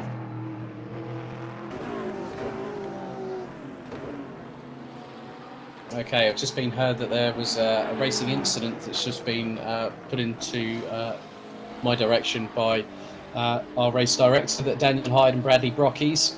They had an incident, but Hyde was meant to have had enough racing room to get through. Brockies went in, and it was classed as a racing incident. So Daniel Hyde having a better run this time around. David is currently in P10, and he's only 3 places behind his teammate. No, 2 places behind his teammate Ed Sibbald in 8th. Yeah, all that despite having the penalty earlier on for an infraction. So a great recovery drive from Daniel Hyde to get himself back up into 10th place there. Don't discount that Sandro Ballesteros though, incredibly fast, talented young chap there. But Edward Sibbald in the Corvette as well has massively impressed me in 8th place. We've said in the pre-season show, all those, feels like ages ago, it was only a couple of weeks ago, that we were interested to see what the Corvettes would bring to the table. I've been very impressed at the pace that they've had. Yeah. For those, you probably just saw the replay there, as we've got just a minute to go until the pit stop window opens here at Sebring for round 3. That replay, you saw that Dan Hyde actually went up the inside of Bradley Brockes, actually had the racing line, and yeah, it was just really a bit too much. But then I think really now Munro and Butcher are fighting it out between themselves, David, and Munro's up into P3 now. Yeah, that was a proper dogfight, very, very scrappy between the two of them, and Munro had to hang on side by side for several corners there before eventually making the move stick. Now, I strongly believe that we're about to see John Munro within the next about 8 to 10 corners streak away by about half a second, and look at that, Chris Butcher is pushing that BMW way too hard. He's got to think of the rest of this race. There's still another 40 minutes left to go here. Right, ladies and gentlemen, I'll just wait until the timer hits 40 minutes to go. We've got another yellow in sector 3. Pit stop window now officially open. Now here's the move from John Munro, sends it from absolutely nowhere. Remember Zandvoort up the inside of Filippo Caneo? He's just done the same to Chris Butcher. Great job by John Munro. They're still side by side, and Munro sweeps round the outside and gets the position before the next corner. Great job by the Scot. And another battle that you would absolutely love right now, Alex, is a little bit further down the field. We see Ben Hetherington and Louis Stewart all bumping door handle to door handle here, and coming into contact with one of the McLarens up in front, actually. I'm just trying to see who that was that was caught up in that. That was Matt Richards. That was your race leader that was caught up by Louis Stewart and came into contact with Ben Hetherington. Again, that's a repeat of Donington Park for Matt Richards. He's like been streaking away, and now that's put him firmly in the clutches of Bobby Trunley. And there is Trunley, I just saw him. Oh my goodness me, Matt Richards is not having a great day in the office. That's been 3 seconds that's come out of that gap, and to be fair, from what I saw, Alex, that wasn't the BMW's fault. They're involved in their own race. They're perfectly entitled to duke it out side by side if they want to. It's up to Matt Richards to make a safe way round without crowding them out. Oh, and Ben Hetherington had... Right, so... Yeah, so... No penalty given to Matt Richards because he actually rejoined the race on his own in that sort of way. But yeah, I think Ben Hetherington was the recipient of an incident that he didn't really want to be a part of. But obviously Ben was battling away with Louis Stewart, and that was for 4th place. So these two are pretty much separated by a point. And Louis is actually ahead of Ben at the minute. So at the moment, you know, Ben's still ahead of Louis for the minute. And we just had an announcement that Freddie Hunt, unfortunately, for the 3rd successive race, will not score any points. He's just retired with suspension damage. A real shame for him. So that really now drops us down to what is effectively 18 cars out on circuit. Alex, this has changed everything. That gap was 1.4 seconds that last lap round because of the incident. Think of the mind games now that Bobby Trundley will be playing on Matt Richards. Think of how frustrated Matt Richards is going to be when he sees Bobby Trundley so close, 1.2 seconds behind in his mirrors. And I think Bobby's got the pace and the skill to make this an absolute melee going in for the final half of the race. Considering the fact on the iRacing 24 Hours of Le Mans with the Racing with Autism International team, with himself, Sandro Ballesteros, Austin Riley and Armani Williams, he was the fastest driver out of everybody in the BMW M2 GTE. And here in the McLaren 720S, he's really found his feet as Bobby Trundley. I'm just having a look at the lap times. Last lap, because of that issue, yeah, 2-minute 4.284 from Richards, a 2-minute 1.004 from Bobby Trundley. Oh, also for those at home, if there's anyone that has autism and wants to try out karting, you can head to the Racing with Autism UK Open Day, which is on Friday the 17th of July between 10 a.m. and 4 p.m. at Stretton Circuit in Leicester. You can head to our official social media channels at eTeam BRIT on Facebook, Twitter and Instagram. There's a poster on there. So why not see how motorsport is actually changing lives? And good to see that Bobby, at just 20 years of age, I think he's the superstar of the future, along with his buddies at Racing with Autism International. And I'm really looking forward to seeing when they next have an outing at a 24-hour race. And I hear the plans are further afoot thanks to Dave Player from Team BRIT. of bigger things to come. Now, here is Christian Kelly. Now, who is that behind him? That is Sandro Ballesteros in the number 19, leading eTeam BRIT, McLaren 720S. So, good spatial awareness there. Sandro, just 13 years of age, and he suffers with autism, but the motorsport really helps him to come alive. He's a junior Rotax karter. He also helps through Bul Racing to provide awareness, and he's a really, really good young man. He's also a Downforce Radio award winner in his own right. So at just 13 years of age, I think the world is Sandro's oyster at the moment, as we see Dave Martin up on your screens. In third place in the number 40, No Nonsense Racing, BMW M2 Clubsport. And what a cracking battle we've had for the SYNETIQ BMWs, as we see as I'm riding on board at the moment, Christian Kelly already about to put a lap over at Ben Hetherington right now. Yeah, which means that Louis Stewart is on course for another 11 points finish, which will bring on 22 after this round. And here is the battle of one person trying to put a lap on the other. And I must admire Ben Hetherington's determination to keep on racing, irrespective of what happens. And that's a sign of someone that always will adapt to any situation, which is really good to see. And obviously he's now having to sort of watch what's going on behind, because he's got Martin Buchan now going side by side. Now that's very brazen from Martin. It's going through, I think, Gurney Bend. And Bradley Brockies decides to join in the party as well, trying to get past the two of them. Yeah, interesting facts about Bradley. He is a two-time world and European champion in para taekwondo. He's represented Great Britain. He's just 15 years old. He's a second-degree black belt. So you might want to watch yourself when you say something bad to Bradley, because he might show you a thing or two. No, I'm only kidding. I'm a fellow martial artist myself, and I have real admiration for someone that takes up some, a very explosive art such as taekwondo, but it's also quite good for the mental application. He's also in the process of learning to fly. So, Alex, John Munro just dives into the pit, so I think John is our first lead car to head into pit lane. Yeah, let me just have a look. He is very much so on mandatory stops. That will be the case. In just over 3 minutes, the DAF driver of the day voting commences. So for 25 minutes, up until 5 minutes before the checkered flag, you will be able to vote for your driver of the day. So it will be eTeam BRIT at teambrit.co.uk when the voting starts in exactly 3 minutes' time. We open the voting for DAF driver of the day. And that's a really good thing. We've had two different winners, Ross McGregor at Donington Park and Louis Stewart last time out. Who will it be? Will we have a third different DAF driver of the day? It's up for you people out there, the general public, to decide who gets the DAF driver of the day. It's Bobby Trundley, now 1.3 seconds behind Matt Richards. And David, you said that, yeah, it took an absolutely huge gap out of Richards' lead.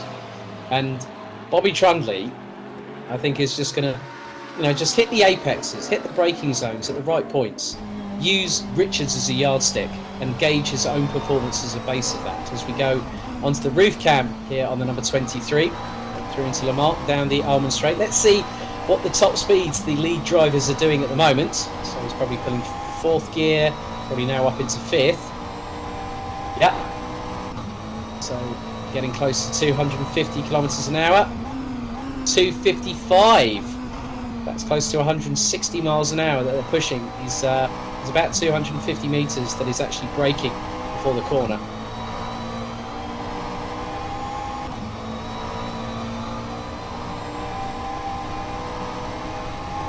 So Christian Kelly has pitted from the lead of the SYNETIQ BMW Series, 32 seconds, his pit stop here at Sebring. So has Chris Butcher and Ross McGregor as well, also into the pit. So that puts Joey Vrolik, who we've not really spoken too much about this week. He is up into third place at the moment. Yeah, Joey, just 17 years of age. He's, as I said, he has been the silent Dutch assassin. That's what I'm going to nickname him. I think I did nickname him that after his home track at Zandvoort. As already you can just see the amount of negotiation through backmarker traffic with Matt Richards and Bobby Trundley, and the gap now is 1.2 seconds.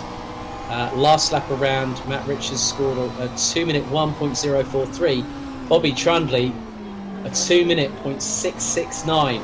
So Trundley is just biting away at that like a wolf gnawing on a good steak in the evening when it's all nice and cold. Here's a replay here. Here's Martin Buchan. And that is going onto the Almond Straight. Oh, he loses the back end. Now, does he catch it? Great slow-mo pickup there. Oh, now that is a get-out-of-jail-free card out on the circuit coming out of Le Mans onto Almond Straight there. And Buchan into the pits as well, so it'll be very, very interesting to see how he compares against Christian Kelly. I think that he may have lost any advantage that he did just have there.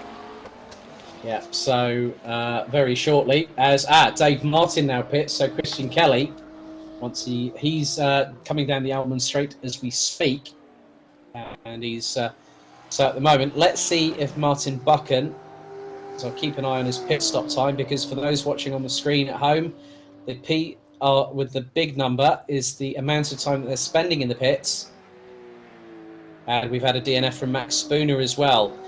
Alex, Bobby takes the lead. Matt Richards into pit lane, so Matt Richards into pit lane. Right, 30.4 second pit stop from Martin Buchan there. So he has served the mandatory time, but Christian Kelly's going to get the lead, I think, going through turn 1. Is that the case? It's going to be close here. Buchan's got to really watch it, and Kelly gets the lead back. Great undercut there by Christian Kelly to retake the lead. And ladies and gentlemen, about 45 seconds ago, the DAF Driver of the Day voting has now officially opened. So we've also got Brewer and Follock in the pits as well, by the looks of things. So eTeam BRIT at teambrit.co.uk. That is where you can vote for DAF Driver of the Day.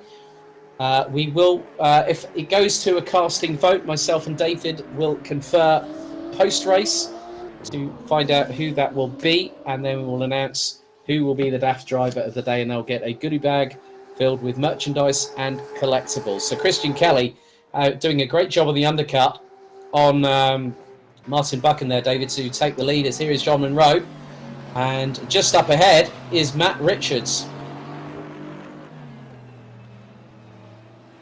So Munro really has jumped everybody with that great undercut that he's done. He's jumped everybody. Brewer is down in 6th. Butcher is in 5th place. And now the initial pole sitter and initial leader is just up ahead. And look at the gap, David. It's absolutely nothing between the Aston and the McLaren. Munro could be on position to actually go for the lead right now, because when Trundley comes in, he's almost certainly going to be behind Matt Richards. And John Munro has this early pace. The early tyres for the Aston always have a little bit more grip, so he's going to be putting some huge pressure on Matt Richards right now. Sandro Ballesteros now pits, as does Daniel Hyde.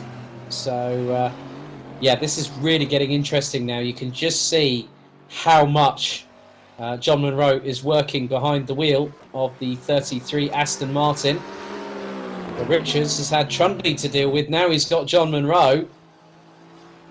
And in many respects, Munro, coming into this race, was actually pretty high up in terms of the standings. So he was running in around, I think it was P4 or P5. I'm just going to look at my notes. Yeah, P4 on 51 points. And yeah, that's been a brilliant call of strategy as they head into Sunset Bend. 26 minutes and 55 seconds remaining. Don't forget to put in your votes for DAF Driver of the Day. eTeam BRIT at teambrit.co.uk for your votes.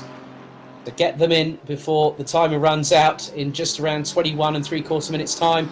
Fastest lap of the race, John Munro, 1 minute 59.615. Wow, that is fantastic. I wondered actually that last time round on start-finish straight, I thought John Munro might have had the toe to go and stick his nose out there, but this is on. This is definitely on. But look at how long Bobby Trundley is able to make this this first stint last. Yeah, he's gone well deep into this race, and if the pit stop is around about a minute from start to finish, he could literally be with these two and then you add Ross McGregor to that mix.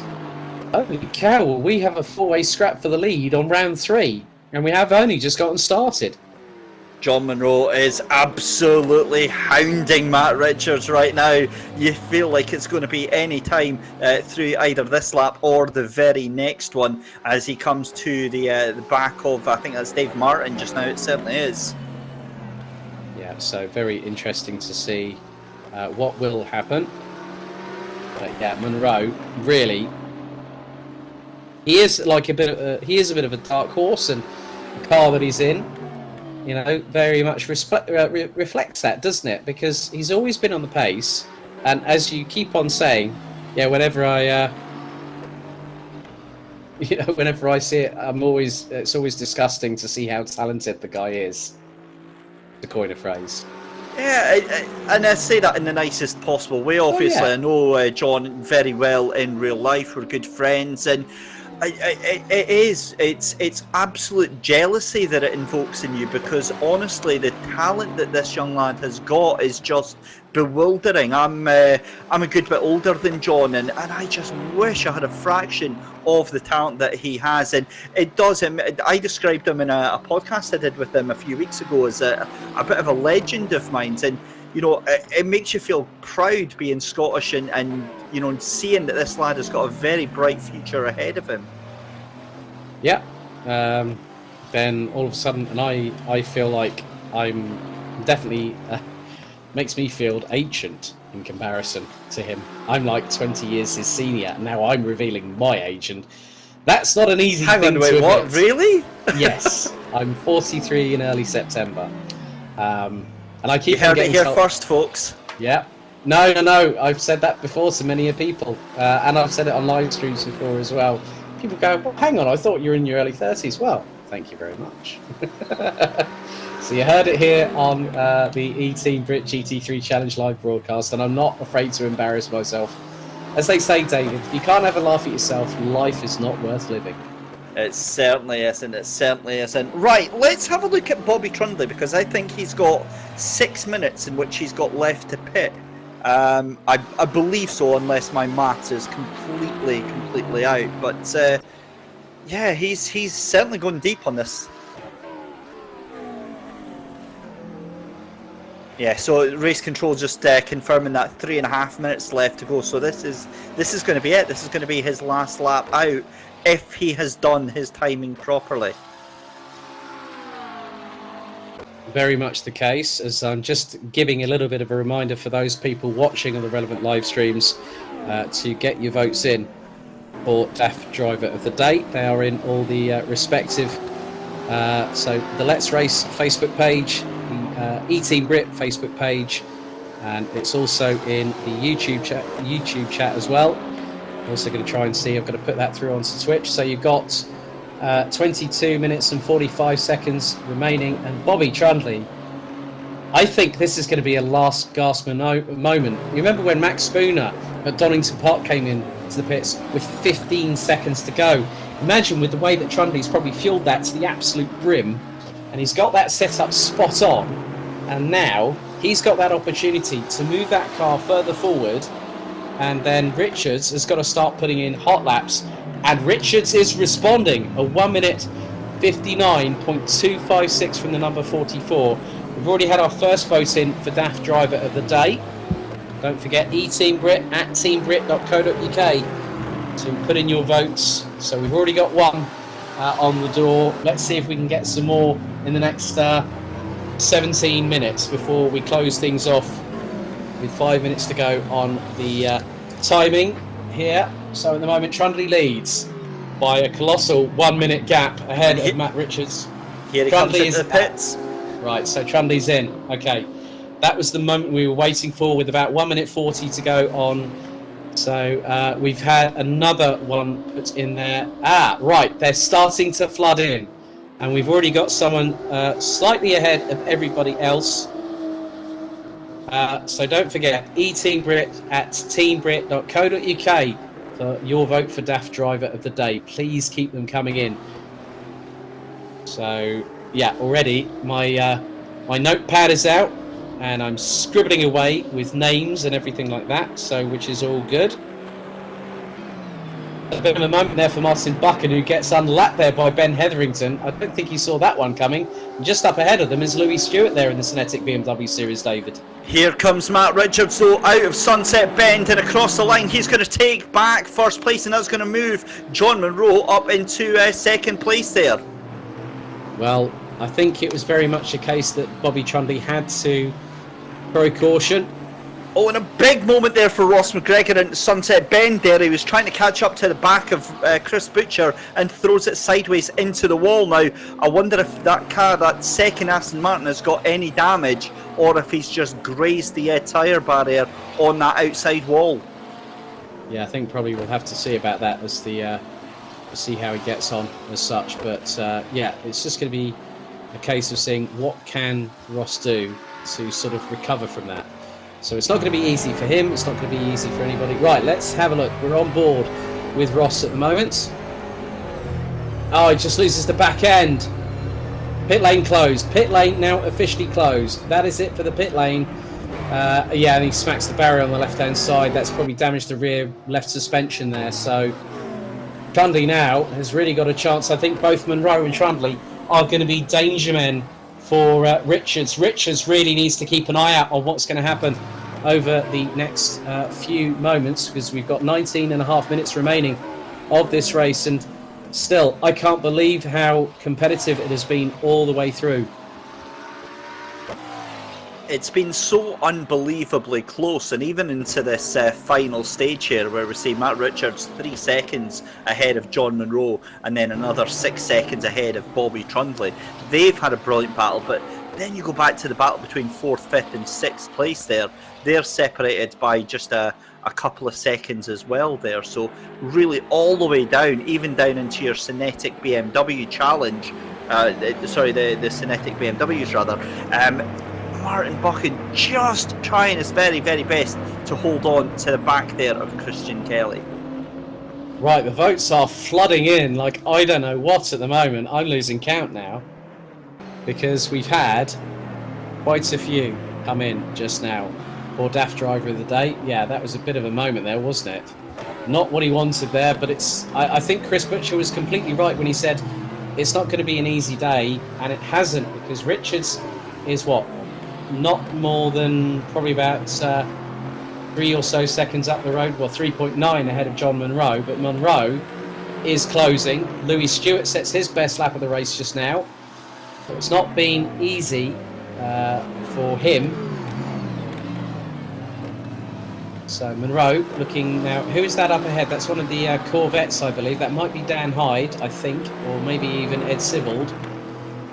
So it'll be very, very interesting how the next 17 minutes and 53 seconds unfold before our very eyes. And we've still got about 12.5 minutes to go until the Daft Driver of the Day is decided. But John Munro looking really good. Not been a great day in the office again for Daniel Handover. 9th at Zandvoort. Is currently down in P12 in the Sol Zansho SimSport 2 Aston Martin. But I think really Trundle trying to, I think, go a little bit longer. He was trying to, I think he was trying to put the frighteners on Matt Richards, and Richards responded with purple lap after purple lap, and he managed to get the job done. But then you look at how much pace that both Munro and Trundle have had in the first half as the tyres sort of got, started coming down, and then also with regards to the fuel levels, because it's fuel and tyres that you really have to watch in your setup along with everything else that's going on. Yeah, consistency is massive here at Sebring. It's one of the biggest factors that we see, and that's why John is able to put in the performance that he has and keeping him up into second place there. My eyes right now are completely locked at the moment, Alex, on the SYNETIQ BMWs of Christian Kelly and Martin Buchan. They're obviously fighting it out, and they're about a second apart. In fact, make that half a second, as Martin Buchan desperately trying to catch on to the back. But Louis Stewart, what a drive from him in 15th place there, and just getting another lap put on him, but he's still keeping pace with the leaders who are just about to put a lap on him right now, but not by that much. Very, very true indeed there. Just some really, really good work all round. So, yeah. Okay, right. Here's a replay. And that is now Chris Butcher. So Butcher having a bit of a tail-happy moment. It's not been good. He nearly loses it. And, thank goodness there was some grass runoff rather than a brick wall to welcome the number 65. So this is really going to change the dynamic of the championship as we will head to Montreal in just a week's time. So don't forget to tune in to the preview show with both myself and David next Thursday at 5:30 PM British Summer Time. We should have a bigger grid for next time out. But Martin Buchan, I think, really has had a bit of clock cleaning and dust swept in his general direction thanks to Christian Kelly. But even with 15 minutes still to go, it's not over yet. I think it's not over until the checker flag waves here at Sebring. If I know Martin like I do, and that's not very well, I think he's just holding back. I think that he's just keeping a mark on Christian Kelly and waiting for the opportunity. He's not going to try and push anything. He's just going to keep up to the pace, and then when the time is right, then he's going to make that move. Yeah, definitely the case. So, I mean, effectively, Christian Kelly now has a pretty conservative gap there. I think it's around about 9/10 to a second. And effectively, it's not very, very easy for anyone. And I do have to say a little bit of a think. Yeah, happy anniversary to Apex Sports Marketing's very own Mike Scudamore. So congratulations for a 16-year anniversary. They're celebrating tonight. I hope you guys are watching, or I'm sure that they're going to enjoy themselves on that as we get more votes for Driver of the Day. They're coming in thick and fast. You've got around 8.5, just I think it's around about sort of 9 minutes to go. So more coming in. So they are coming through, and we're getting a lot more votes than I think that we've had all the way through. So at the minute, it's getting very interesting. So with 5 minutes to go on the clock, we will close the voting, and that will decide the DAF Driver of the Day. It's not been easy, but we felt it was better off to have it as a public vote for you people out of there. And yeah, I think just at the end of the day, it makes it more interesting, doesn't it? It absolutely does. It opens it up to everyone, and it makes sure that it's a public choice. It makes sure that it's a democratic decision. As we see Martin Buchan going side by side with Christian Kelly. I don't know if you're going to be wanting to join in on this one, Alex, but a fantastic scrap. I said that he was going to be waiting for his moment, and they're almost door handle to door handle, but it's going to be Christian Kelly that just holds on to the lead. That was close, and Buchan has a bit of a moment, so he loses ground by about 3 to 4 car lengths. Christian Kelly, like an absolute Trojan horse, just he did the thou shalt not pass manoeuvre on Martin Buchan, and Buchan had to relinquish the initial nose ahead, I think, to be fair with you. But great battle all the way through. 12 minutes and 20 left to go on the clock, and Matt Richards, I think, has got a bit more daylight between himself and John Munro. Bobby Trundley, if I'm completely honest, has done a really, really good call to do the latest pit stop possible, 1 minute and 30 before the pit stop window closed. And in many respects, that now puts him in some really good form towards a championship assault, a GT3 Challenge assault for the title.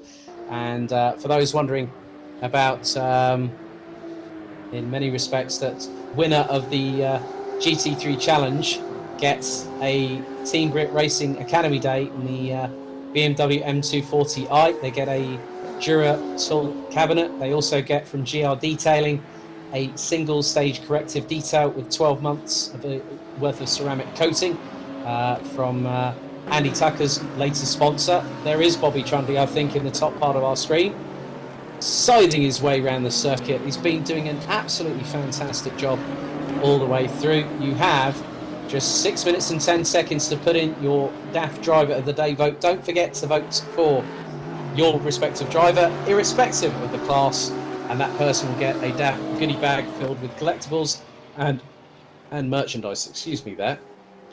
I was trying to gasp for breath, and that was what I did not want to do while I was in full flow. That's really bad for us as commentators. You're trying to breathe in whilst you're speaking, and sometimes, David, it doesn't quite work out, does it, mate? The worst one is trying to hiccup and sneeze at the same time. That's when you're into real bad times. Yeah. Back to the racing, just watching this, I cannot take my eyes off this SYNETIQ BMW race right now. It is, I'd said in the pre-season chat that it was going to be one of the closest races, and they're absolutely delivering it right now, because as we see Christian Kelly onto the back of Ben Hetherington to put him another lap down, that allows Martin Buchan to catch right back up to the tail of the leader just now. Very much the case, as Ben Hetherington is the cork in the bottle. Christian Kelly needs to get a wriggle on. 5 minutes to go until the DAF Driver of the Day award voting gets closed. As Christian Kelly has a moment, Martin Buchan waiting in the wings. He's going alongside. He's got the move done. He waited again for the opportune moment, and onto the Almond Straight. Martin Buchan leads the SYNETIQ BMW Series class. Christian Kelly is going to be absolutely furious.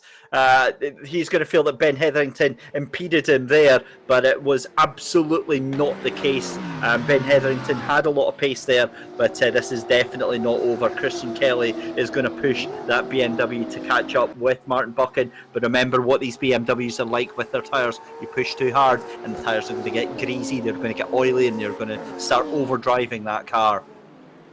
Very much the case. Okay. 4 minutes to go until DAF Driver of the Day voting closes. Buchan has a moment there. He's going full on drift coming out of turn one, and that's allowed Christian Kelly to close up on him. Oh, this is definitely mouth-watering stuff. I think you might need to give me a cause light when I'm off duty here, David, because this has been an absolutely brilliant battle all the way through the 50 plus minutes of these two going hammer and tongs at it. No quarter given. It's all between Martin Buchan and Christian Kelly, and they've given us one hell of a show. What has happened to John Munro? Because he had the pace earlier up in second place there, and I wonder if his tyres have just completely let go with the pace that he's been trying to put in. But maybe I'm just being, not as fair to Bobby Trundley, because Bobby Trundley is on it right now. That gap was about 4 seconds. It's now down to just 1.2 seconds. And look at that, we've got, about 4 minutes left to go. Yeah, well, we've got 8 minutes on the clock remaining. It's not been easy for any other drivers. They will be sweating buckets after this. But Bobby Trundley has pretty much been lapping at the same sort of amount of lap time. He's just put in a 1 minute 59.996. Matt Richards on his last lap, a 1 minute 59.957. So Trundley is closing on the Scot. The gap now is around about 1.1 seconds. It's not been easy. And there are the pair. Trundley closing in, hand over fist. 7 minutes 30 to go, and it is all to play for. It's game on for P2. Just over 2 minutes and 20 remaining until the DAF Driver of the Day votes close. Round 3 here at Sebring. But Trundley really looking very composed. He's kept consistent, I think, as you said, here as both he and look at Bobby Trundley with the amount of commitment. He's closing on Munro, and he had like Spinal Tap said, let's crank the volume up to 11. Bobby Trundley's clearly done that on the accelerator pedal, because he came flying out of Le Mans down the Almond Straight in the toe of John Munro, and that gap is absolutely truncated big time. That gap has now just disappeared in the space of 3 corners there. Bobby Trundley now firmly in the toe of that Aston, and it's going to be big problems here for John Munro. He's going to have to put on a masterclass of defensive driving here if he wants to even survive in second place through another half a lap here, because Bobby Trundley, as you said, Alex, his pace has just been absolutely incredible right now. Yeah, very true there, David. So 6 minutes and 15 to go. The battle for second position rages on as we've got a yellow in sector 1 now.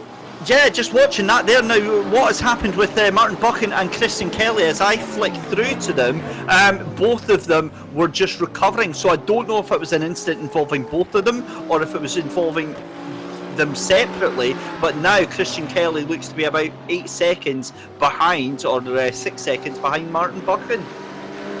Yeah, that's very interesting indeed, but let's have a look at this battle. 45 seconds until the DAF Driver of the Day voting closes. Round 3 at Sebring. Battle for P2. Trundley on the hunt for some Scottish blood, and here we go. It could be threading the eye of the needle. Trundley to the inside, looks up the inside of Monroe as Hetherington gets out of the way in the SYNETIQ BMW. Trundley looking to make sure he pressurises Monroe as much as he dare over the next 5 minutes and 20 seconds.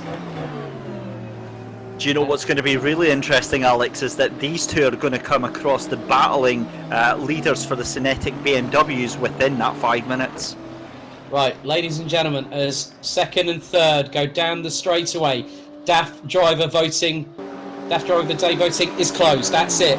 Decision will be, we'll find out the results as Trundley going towards the outside. That's brave if you want to go around the outside of Sunset Bend. He's made it! Has he made it? If he has, no, he's got back in behind Monroe. He lost out big time. He went for the full send round the outside, and now he slots back. But look, he's got the pace coming through on the cutback and towards it. That's incredible positioning there from Bobby Trundley. He's kept John Monroe guessing all the way along.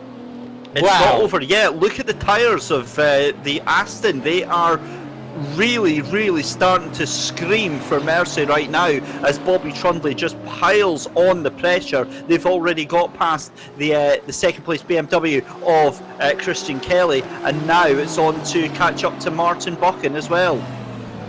Right, so with 4 minutes and 6 left to go on the clock, Richards leads by a clear country mile.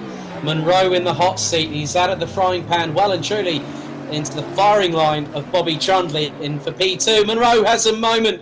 Trundley trying to close. Trundley to the inside. Is he going to get the move for P2? This is going to be very close indeed. He gets behind the Aston Martin 33.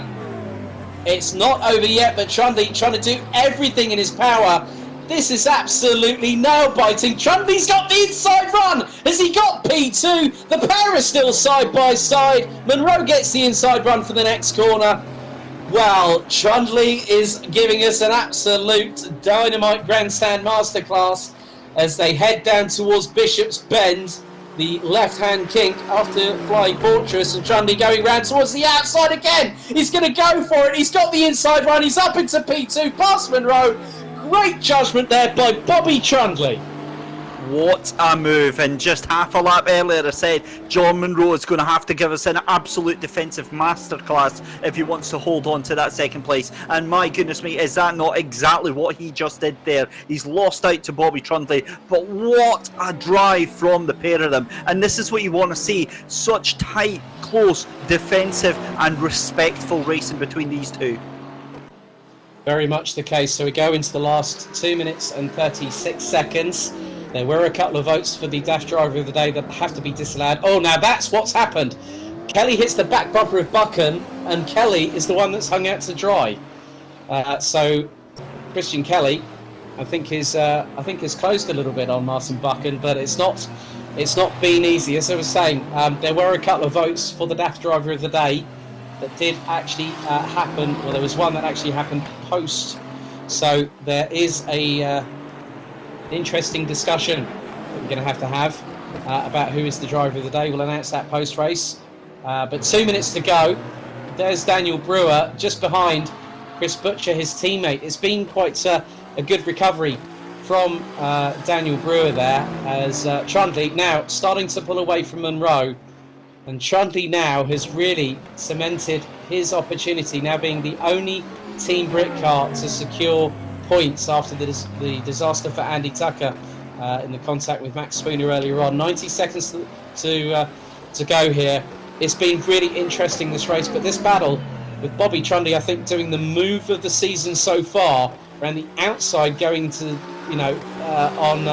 through Bishop's Bend into Genderbean. was absolutely brilliant and, you know, characteristic of what we've seen from Bobby Trundley when he's done some great moves in the past.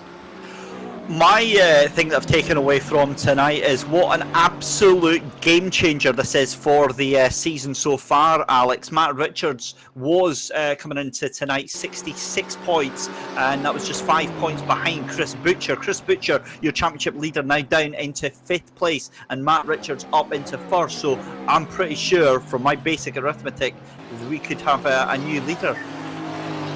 Okay, well, effectively, the fastest lap of the race goes to Matt Richards at this particular moment.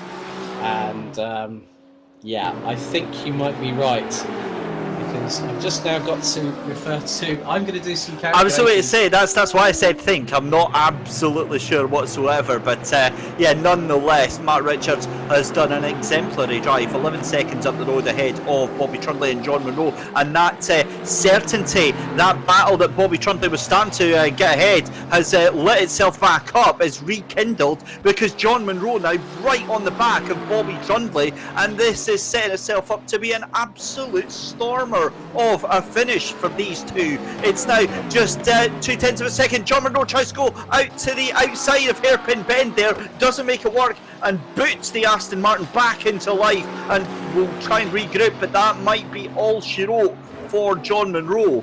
And Bobby Trundley, very, very lucky to survive that one. Luck actually has nothing to do with it. Bobby is just an exceptionally talented driver, and so is John Munro. We are going to see how they get through the rest of the lap, just keeping an eye on Matt Richards just now, Alex. And we are very, very close to pulling the checkered flag on this one. Yeah, Matt Richards having a comfortable gap at the moment, and by my calculation, Matt Richards will provisionally take the lead of the standings, not just for him, but for Zansho SimSport and the team standings, because it will put him on 103 points provisionally, because he's taken pole position, fastest lap, and he's going to get the race win. Chris Butcher will be on 97, so that's a 6-point swing. So he's turned it from that is an 11-point swing in the favour of Matt Richards, as the timer has now expired.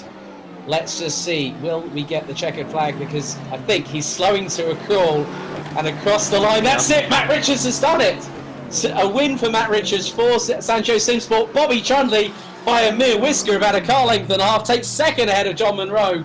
Those are your podium placed drivers. Here is Ross McGregor back into the thick of things in 4th place as he comes through Sunset Bend for the final time on the number 3 Marlowe Watch Company Racing Aston Martin. There's Daniel Brewer, who will finish behind IMB Bul Racing teammate Chris Butcher. We should have Joey Frolick rounding out the top 7 very, very shortly. There is the Dutchman, 17 years of age, based not too far outside of Rotterdam, and it's 3 from 3 for Martin Buchan in the SYNETIQ BMW Series after a titanic battle all the way through the race between himself and Christian Kelly. There is Dave Martin from No Nonsense Racing, and he will take the final step on the rostrum. And I'm pleased to say that there is Ben Hetherington. We will have a full complement of 5 SYNETIQ BMW Series competitors come to the checkered flag. Unfortunately, we had Max Spooner and Freddie Hunt not score any points here at Sebring with Andy Tucker, the most dramatic of DNFs with suspension failure after the contact between him and Max Spooner. So here comes Ben Hetherington, and hopefully very, very soon we will try and speak to our top 3. But David, we need to discuss about that driver of the day. But here is Matt Richards, and now he lost it. Now where was that? Because the gap was about 11-12 seconds, and he came across the line with half that distance. So I think that was a get out of jail free card there for Matt Richards. Wouldn't you agree? Yeah, certainly not the finish that he would have wanted, but it is what it is, and it's a win nonetheless. And yeah, what a fantastic race, Alex. I really enjoyed that. You can tell how excited we were, and that's a wonderful sight to see the Aston and to see the McLaren, the 2 teammates side by side. And yeah, what a great race. I hope you enjoyed it as well, Alex. I definitely did. Myself and David, we need to confer for just a couple of moments because we have to talk about Daft Driver of the Day. So bear with us just a moment and then we'll get to interviewing our top 3 drivers from both classes here at Sebring for round 3. Bear with us, we'll be back in just a moment.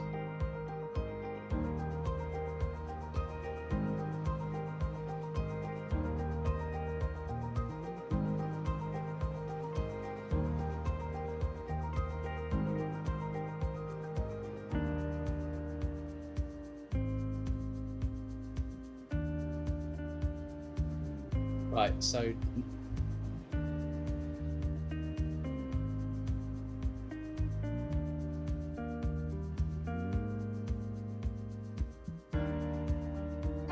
are we muted on the broadcast, Mike?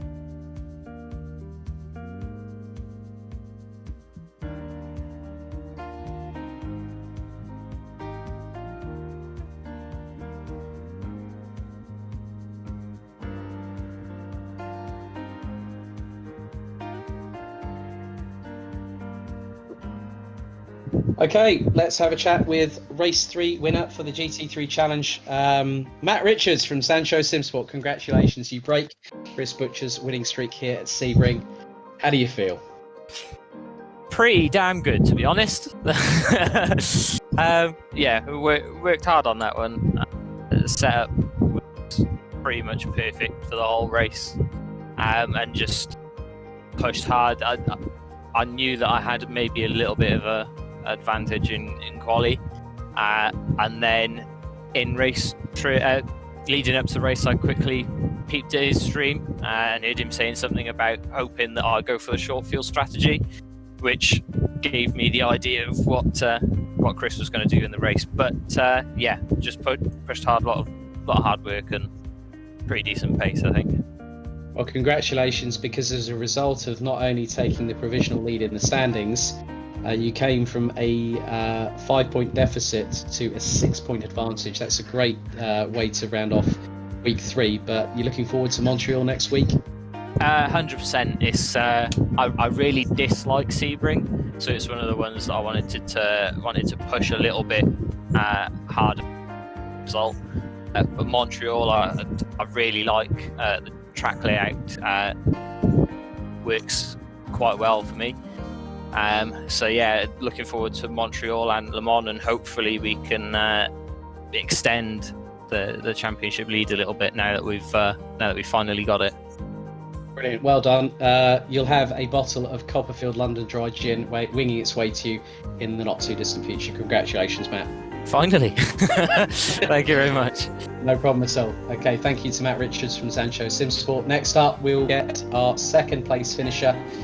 But also, we had to decide the casting votes on the DAF driver of the day. So not only is he second in the GT3 challenge, our DAF driver of the day, the number 23 from Team Brit, Bobby Trundy. Bobby, congratulations, mate. What a race you had. We were on tenterhooks the whole time, my friend.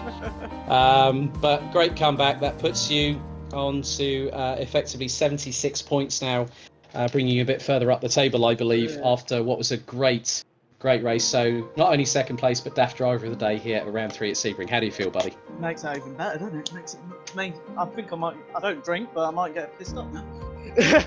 No, and we are past the 9 o'clock watershed, so that is completely legal. But no other profanities there, please, Bobby. But yeah, a really hard race between you and John. You guys were fighting tooth and nail, and John was very, very threatening, I think, in the latter stages when you got past around the outside of him at Bishop Bend, heading into Gennebeend. I mean, that was, I think, the move of the season so far, mate. Thank you, man. Yeah, I mean, throughout the whole race, I wasn't just wondering what will happen. So I obviously started P3, managed to maintain my position, and then managed to get by Chris and build a gap. I think John pitted earlier than me, which obviously let him have all the tyres near the end. And when I pitted, it was a bit questionable on fuel. And so near the end of the race, I started gaining. And I was keeping looking at fuel. I was like, do I have 5 laps left? No, I've probably got 4.8. Oh, God. So when I got up behind him and managed to get by him, I think he hit his limiter or something because he lost speed. But once I got by him, I realised, oh, God, I've got a fuel save. So I was fuel saving, trying to defend. But honestly, it was a great race between you and John, and well done to Matt as well. Really enjoyed it. I mean, yeah, you won DAF driver of the day. It was like literally myself and David had the casting vote.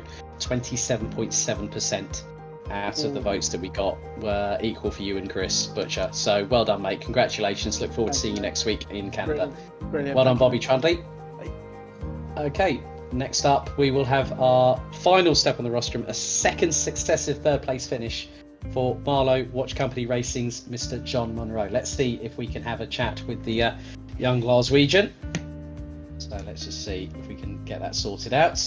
Well, John, you definitely were right when you said to me earlier on when I wished you good luck, and you said, yeah, just to let you know, I sometimes perform a bit better when I don't have any practice. You gave us something to think about yet again for the second race in succession, buddy. Well, I was actually a lot more prepared for that one, so in a way it's strange because I got third in Zandvoort and I got third here, but even though I was way more prepared for this one than I was for Zandvoort, and yet this one was a way harder race, you know. It was brilliant stuff. Obviously, we tried the undercut and almost got Matt as well, which was a real shame. I think my pit stop had the same problem as Matt had last time. It was actually 4 seconds longer than it had been throughout practice, so I lost 4 seconds there in the stop, and then came out just behind Matt. And I knew that if he hit traffic, I'd have a chance of getting him, but he was just too quick for me, and I made a slight mistake behind one of the BMWs. So, but yeah, then it was just a case of Bobby coming up, flying behind me with the new tyres. And to be fair to him, he was so fast that I couldn't really keep the gap at all. And then once he caught me, it was just literally, you know, knuckles out and have a great battle. And to be fair, he did a great job to get the position. Really, really enjoyed it. No worries. Well, that puts you on a provisional 81 points in. With regards to your tally so far. So again, it makes you the leading Marlow Watch Company racing car to score points reference to Kärcher Teams Championship. Looking forward to Circuit Gilles Villeneuve next week in Montreal. This was the first race where we kind of had a setup that had a little bit of someone who's got a bit of experience at Sebring. So I think we're going to be struggling a wee bit in Montreal. I really thought that, you know, if I wasn't going to be right on the pace this race, then I'm not going to be on the pace all season. So it was a bit of a shame to see the gap in qualifying. I was quite a long way off, but I mean, come the race, I was right behind Matt for throughout the middle of the race. So at the end of the day, we'll be there or thereabouts, and hopefully at Montreal we can do a good job. I think it's a track that I love, and hopefully the car's strong. But I really do think that, you know, Matt and Chris especially, and Dan Brewer you throw in there as well, definitely have a slight edge on us. So it's going to be tough, but we'll give it our all. Okay, have a good weekend, John. Great job here in Sebring, mate. Well done. Right, okay, so that concludes our top three. Let's go from GT3. Let's go to our top three from SYNETIQ BMW Series. First of all, it's 3 from 3 for Martin Buchan, the number 35. Well, Martin, I think both you and Christian must have been sweating buckets after that one, because we didn't know how it was going to end up at the end of it all. Absolutely right, Alex. I mean, I am drenched, to be honest, and it was so just... Oh, yeah, there's no words to describe what the battle was. It was really good, though. I mean, I think Christian's going to be a little mad, but I guess that's racing at the end of the day. Things happen. Yeah, very true. But, you know, going to Montreal, another, you know, a track that's going to be very different. We're going to have a lot of full throttle. But obviously the BMWs have been very, very close. I mean, Christian showed that with, you know, pole position in the race. He was leading for the majority of it, and obviously trying to go past you. He hit you up the back bumper, and it sort of unsettled him, and he dropped quite considerably. But do you think he's going to factor in the next few races? Because I think myself and David are pretty much in agreement that he will do, because it's not been easy, these 3 victories at all 3 circuits we've been to so far. No, you're right. I mean, he is going to factor 100%. I mean, he's probably a little bit quicker than me, actually, but I don't know if it's my racecraft or there's something that I can just hold on with him, and then once, I mean, you can drive hot laps all you like, but when you're in a battle, that's when it changes, and you've got to know where to put the car and stuff. And I think I'm a little bit more experienced in that, but it's going to be, Montreal's going to be mega. Plus, it's going to be a smooth circuit, hopefully, so no more bumps. Thank goodness for that. Well done, congratulations, and we'll see you next week in Canada. Well done. Thanks, mate. Okay, next up we will head to, we'll actually bring them both in together. Let's bring in our final 2 podium sitters for the SYNETIQ BMW Series, Christian Kelly and also Dave too. So Christian, hello. That was I've just said to Martin that both him and you are probably sweating buckets. I mean, that was a really good performance, I think, from the pair of you. Obviously, with the incident in the latter part of the race, it wasn't easy to try and have to come back from where you've tried to pass Martin, but obviously we both noted that Ben was just slightly up ahead. It was a bit of a difficult task to sort of catch up to Martin in the dying stages. Wouldn't you agree? Well, yeah, I ran into the back of him because he braked hilariously early at the chicane, but the incident that put me there, and the disappointing thing is the back marker. It was a miracle I didn't plough into Ben, I think it was. It's hard to be a back marker, as much as anything else, so that's the disappointment for me today. Did everything right, controlled it at the front, didn't feel too pressured. Yeah, it's a bit disappointing, but it is what it is. Little tap from behind at the start. Freddie Hunt, I'm sorry, but there was, incidents with him at the start. It was quite a fun race, though. I hope it was enjoyable for everybody watching. That's the main thing. Yeah, definitely for us two in the virtual commentary box. I mean, you and Martin had us on tenterhooks. The amount of times you guys were going side by side, it was impressive. But really looking forward to what you bring to the party in Montreal in a week's time. A win, hopefully, Alex. That would be nice. I think I deserve one by now, frankly. So I'll do what I can. Yeah, I'm going to do this on your behalf. Touch wood. There we go. Thank you. Appreciate that. Cheers, guys. No worries. Cheers, Christian. And Dave from No Nonsense Racing, Dave Martin. Well done, Dave. Another podium finish for you. But it was good to see, in comparison, obviously, Louis Stewart was not hanging around either. I think he was providing a good account of himself. But, I think that from your perspective, it's good to have that good realm of consistency. Wouldn't you agree? Yeah. Well, I was just kind of pottering about on my own, to be honest. I enjoyed watching Christian's battle up ahead, until they both went out of eye shot. But I think Louis was doing well, but he didn't put enough fuel in, unfortunately. So that kind of dropped him out of contention. But next race, hopefully we'll have a good battle. Well, all the very best, and hopefully, what do you think of the change to Dubai for the season finale? That's going to be a cracker, isn't it? Oh yeah. I've never tried that track on any game. That should be fun. Well, congratulations, Dave. All the very best of luck for Montreal next week, and thank you for taking part once again. Cheers. Thank you. See you next week. Yeah, take care. Right, so that concludes our interviews from the top 3. Very interesting comments there from all 6 competitors there, David. And we go into Montreal before our customary mid-season break before the double points round at Le Mans. Just what are some of the highlights that you've seen here at Sebring this evening here on the eTeam BRIT GT3 Challenge and SYNETIQ BMW Series?